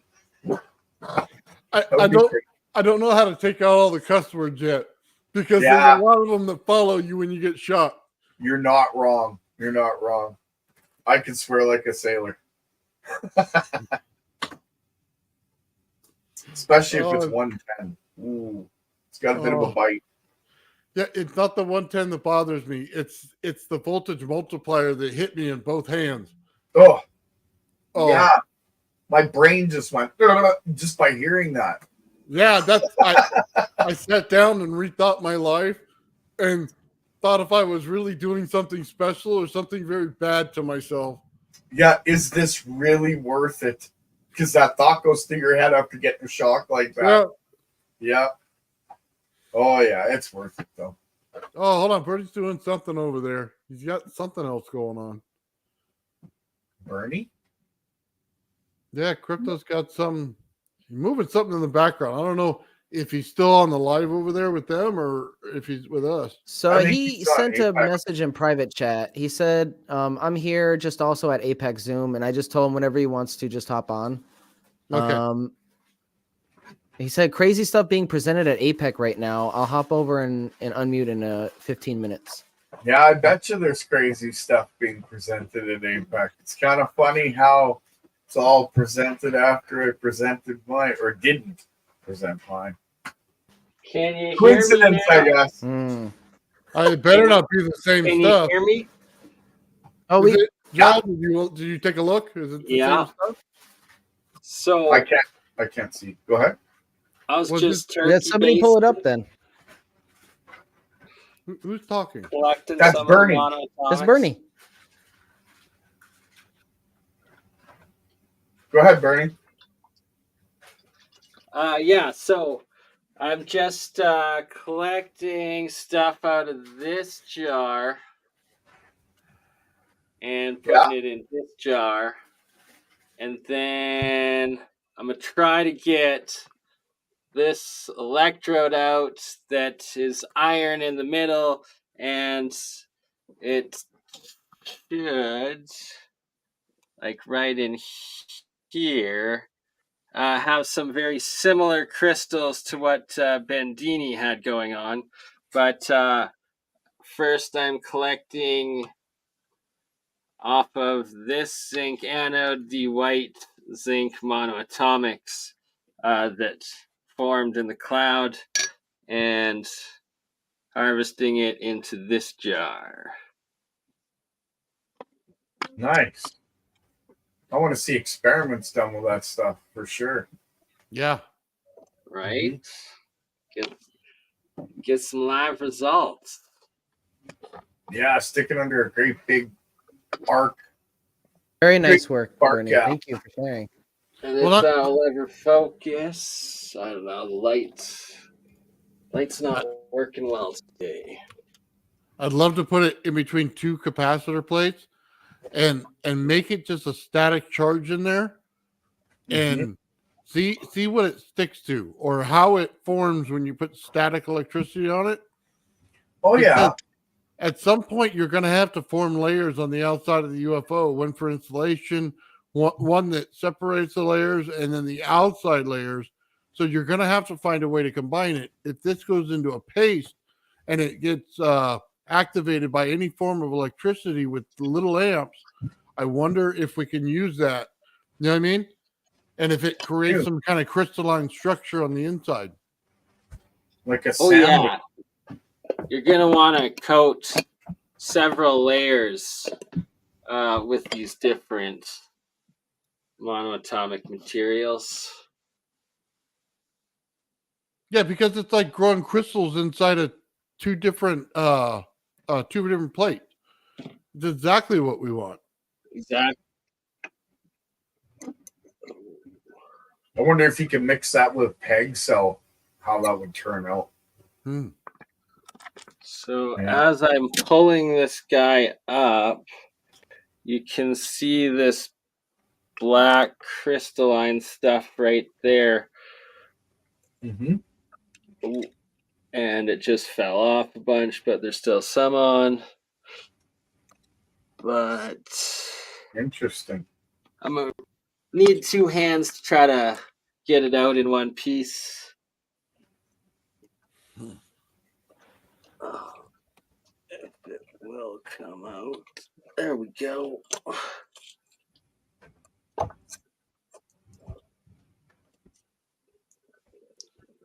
So most of it has fallen off, but right in here is black crystal stuff. Gonna try to harvest it out of the jar next, but seems to be pretty much identical to what Bandini had, just not as large a scale. Oh, that's nice. Yeah, it's interesting. And Makes then my like brain all just red crystal stuff there. Interesting materials. Yeah, I want to see tests with that. Yeah. The possibilities could Yeah, be. that's very cool. Yeah. And then in the middle, Which one of those are you going to also drink? See the monoatomic layer. One of those, God, that's how you die pretty quick. Probably in one shot. Maybe. Are you going to drink the middle one? Is that going to turn into water that's drinkable or potable? Yeah, that one, yes, the monatomic zinc there in the center, once it's properly flushed. And first, I always try it out growing on plants before ever consuming any myself. Right? There you go. Don't want to just go straight to human guinea pig. No, that's very smart. No, it's very true. You don't want to test it on yourself before you test it on some plants. I tested it on plants and they grew more. Hopefully I'm not going to get bigger than this. Maybe this way. I don't know. It's a little shop of horrors. Yeah, there you go. Feed me, Gerald. Feed me. You get the reference. Yeah. So I didn't use gloves like a dumbass, so I've got a bunch of nanomaterial on my fingers that I gotta wash off. Yeah, you better hurry up. Is every time I do that, it's like when you go to touch any metal, you get like wild static shocks to like the fingers and hands and stuff. It's nice. Weird. Huh. I'd love to Weird use that for a pick, so. Yeah.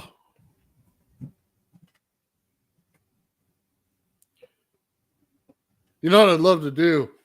I want to get a spear, right, that I can fill with water and have quartz in the center. And all I want to do is hit it with piezoelectricity burst. You know what I mean? Oh, all you know what I mean? Just at different angles and see what it does. I want to see if I can activate the crystal inside. Put it between two plates with two rods going to the outside so you have a flow where you can capture the energy. You know what I mean? Yeah. So as soon as it amplifies in there, the water's carrying the voltage and stuff, and let it pull through and give me the energy. I wonder if we can activate that quartz enough in order to get it to burst, because we're not getting quartz to burst. It doesn't even change to light. You know what I mean? Let's just smack it together. So this is like smacking it from the side with a burst of, you know what I mean? Like a big burst of energy right to it. And I want to see if it just doesn't come alive. And even if I don't have the energy pulled out of the system, I just want to see it light up. There's a T. Townsend Brown, I think it's T. Townsend Brown experiment, that he takes a crystal and he puts it between two capacitor plates, just lets it run. And apparently the crystal grows. It grows to a point where it almost defies gravity. I don't know. I got a crystal, a quartz crystal that looks like a small obelisk, and I want to try the experiment. I haven't got to it yet. I'm going to stick it in the center of the coil, and I'm going to pulse it and just see what happens. The OdySee car 03B, I can't remember what it was called, but his ship apparently had a crystal that came out of the center of the floor, and then waves of light would go around the inside of the craft, and they would hear a ringing, and they pictured where they wanted to go, according to Ralph Ring, and they would just show up there. So I kind of wonder if quartz crystals, like you said, it would resonate. Maybe it has something to do with attaching to our consciousness. I don't know. Well, when they talk about the Ark of the Covenant, they talk about the plate on the priest's back, and it has crystals on it.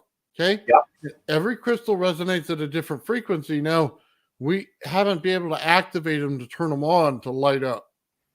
And that's the interesting part of it. Can you get each one to light up, based on their frequency? And if you can, I think that's where they were going. You would have to have that kind of technology if Ralph was right. Yeah, and you know what I thought? I have a theory on that.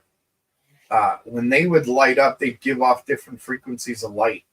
So it would create a field of light, or again, a force field that would stop the radiation from affecting them when they went into the where the Ark of the Covenant was, which is the Holy of Holies, right? So that's my thought process on it, because it's gold. It was like right on the skin. It wasn't just over the clothing, from my understanding.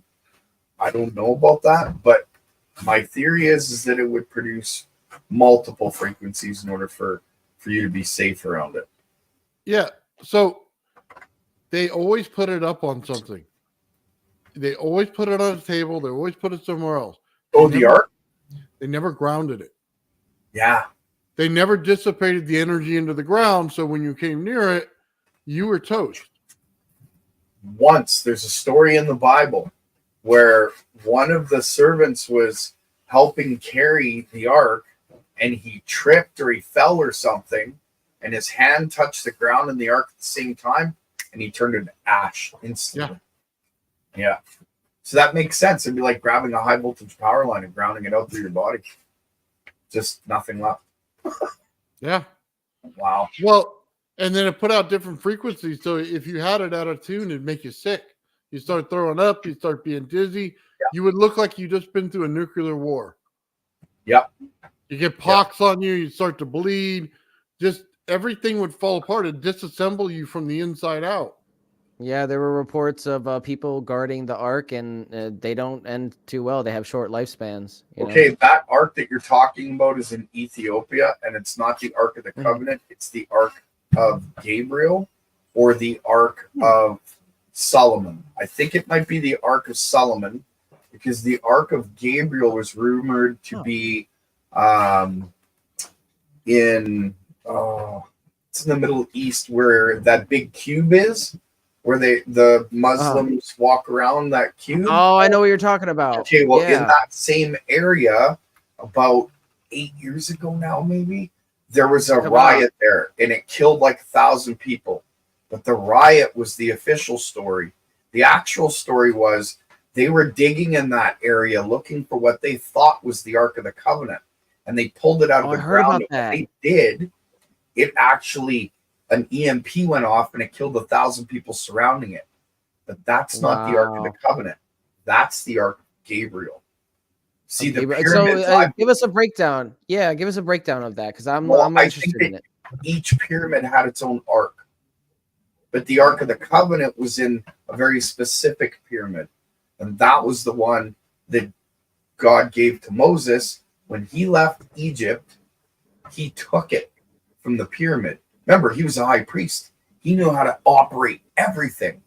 So when he took it and it was in front of him and it split the Red Sea and the Israelites went through and got away from Pharaoh, I think that Pharaoh started chasing them, because as the story goes, the Pharaoh let them go and said, leave, just get out. But they didn't know that Moses took the ark. And when they figured it out, they started chasing him. And that's how all that came about. So, oh, wow. At least that's how the story goes and how the Bible's depicted of it. And there's, if you look in the Apocrypha, it talks about that in, I think it's the story of Thomas, but I could be wrong on that one. It's been a little while since I read the Apocrypha. But again, this stuff's also in different history books. I believe that the arcs has been fragmented, not just one. I believe there's one Ark of the Covenant. Covenant. Very interesting. But many arcs. Yeah, one Ark of the Covenant. But yeah, and that's something that I've honestly been learning now too. You know, I didn't know about the Molten Sea Ark at all, and like you said, what is the Ark of Gabriel? You said Ark of Gabriel, and the Ark of Solomon. Those are the ones that I know about, but there could be others out there, and those are the ones that are known as well in the Fringe community, if that's what you want to call it. And that makes sense. If there were like the other legitimate pyramids that maybe weren't trying to or weren't copies of the legitimate pyramids, because remember, we have like two types of pyramids in Egypt. We have the legitimate megalithic structures, and then we have like the stone or the clay pyramids that were kind of like later civilizations trying to replicate it and failing, I guess. Yeah, so like it makes sense that those original designed pyramids would all be related, since they're all related in geometry, and function as well, right? They would function the same and require the same components. So if one required the ark, like you see, the ark kind of fits into the box within the king's chamber of the Great Pyramid in Giza. Right. I'm curious to see and look into different areas of those other megalithic structures and see if they have anything similar. I believe the what is it called? The Red Pyramid. There's a different name for it, but I believe that one has a sarcophagus as well. It's almost identical to the Ark of the Covenant. Wow. Yeah. Somebody posted something in chat. I'm going to check it out real quick before I'm going to vet it real quick before I share it. Okay. Yeah. Awesome. So yeah, interesting stuff. It has to be proven, of course. Right now, it's just theory. But yeah, coupled with all the stories that have gone on, Mecca, that's where it was. Thank you, B. Sears. So in Mecca, that's when it occurred. I don't know when. I should say that's where it occurred, but that's where they found the Ark of Gabriel.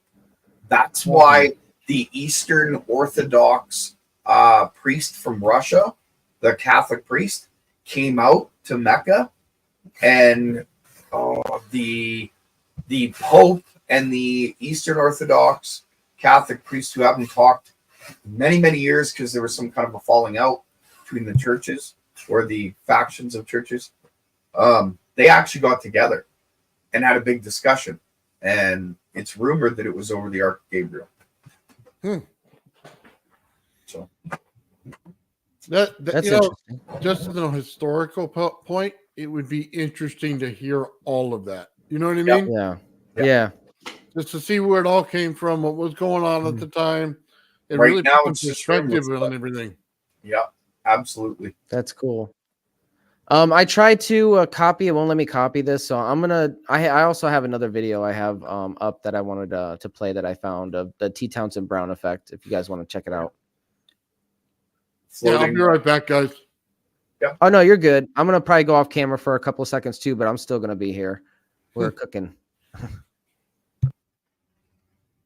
All right. Me too, then.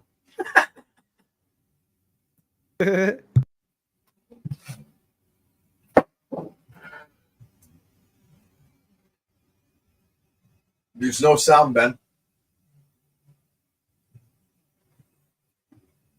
Hold on one second.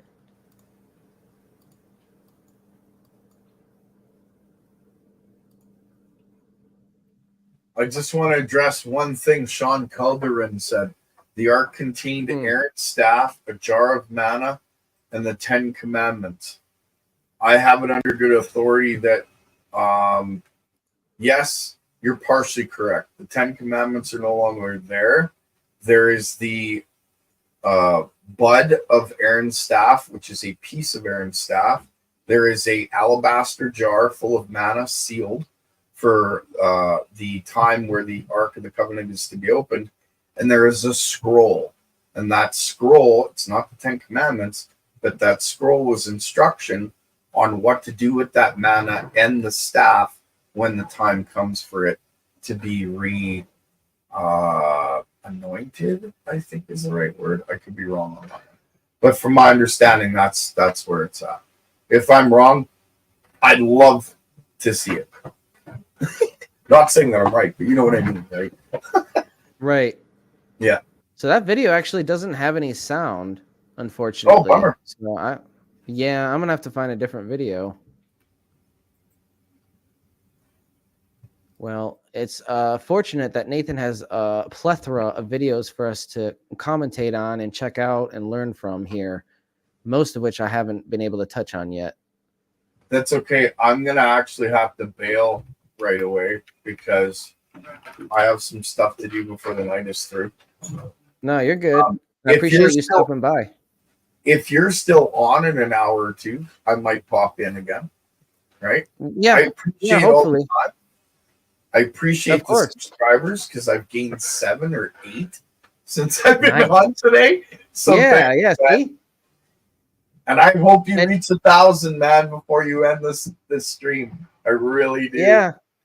Yeah, Yeah. we're hoping. I think we will. You know, and it just goes back, like, again, to the psychology of you have to remind people. You know, they forget and they find something interesting and then they forget to subscribe and then they forget about it. You know, so Yeah, they're listening in the background and they're not really looking at their screen. Yeah, I get that totally. I've done it a million So- times myself.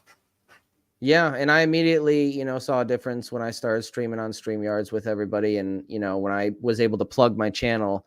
And that helps. Networking helps. You know, we can't do this by ourselves. So I appreciate you coming by and helping us understand some of these complex topics.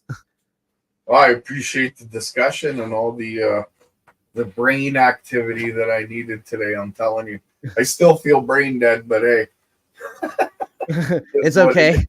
Your 20% is like somebody else is like 110%. I appreciate it. I don't necessarily agree with you 100% on that one, but I appreciate it. All right. So Nathan in the background there, I know you can't hear me now, but you have a good night. Thank you, everybody. I appreciate the comment section. You guys are awesome. They've already brought up what the Orthodox and Catholic split was all about. It was called the East-West Schism, and it was in 1085 by Sean Calderon. You guys are awesome. Yeah, right here. You're awesome. All of you are awesome. Thank you very much, Thanks, Gerald. guys. Yeah, You're thank awesome, you. brother. You guys have a great night. You too, man. And like I said, if I'm still up, you hop back on. I'll try to be up, if I don't pass out at the keyboard. I understand that totally. All right, guys, later.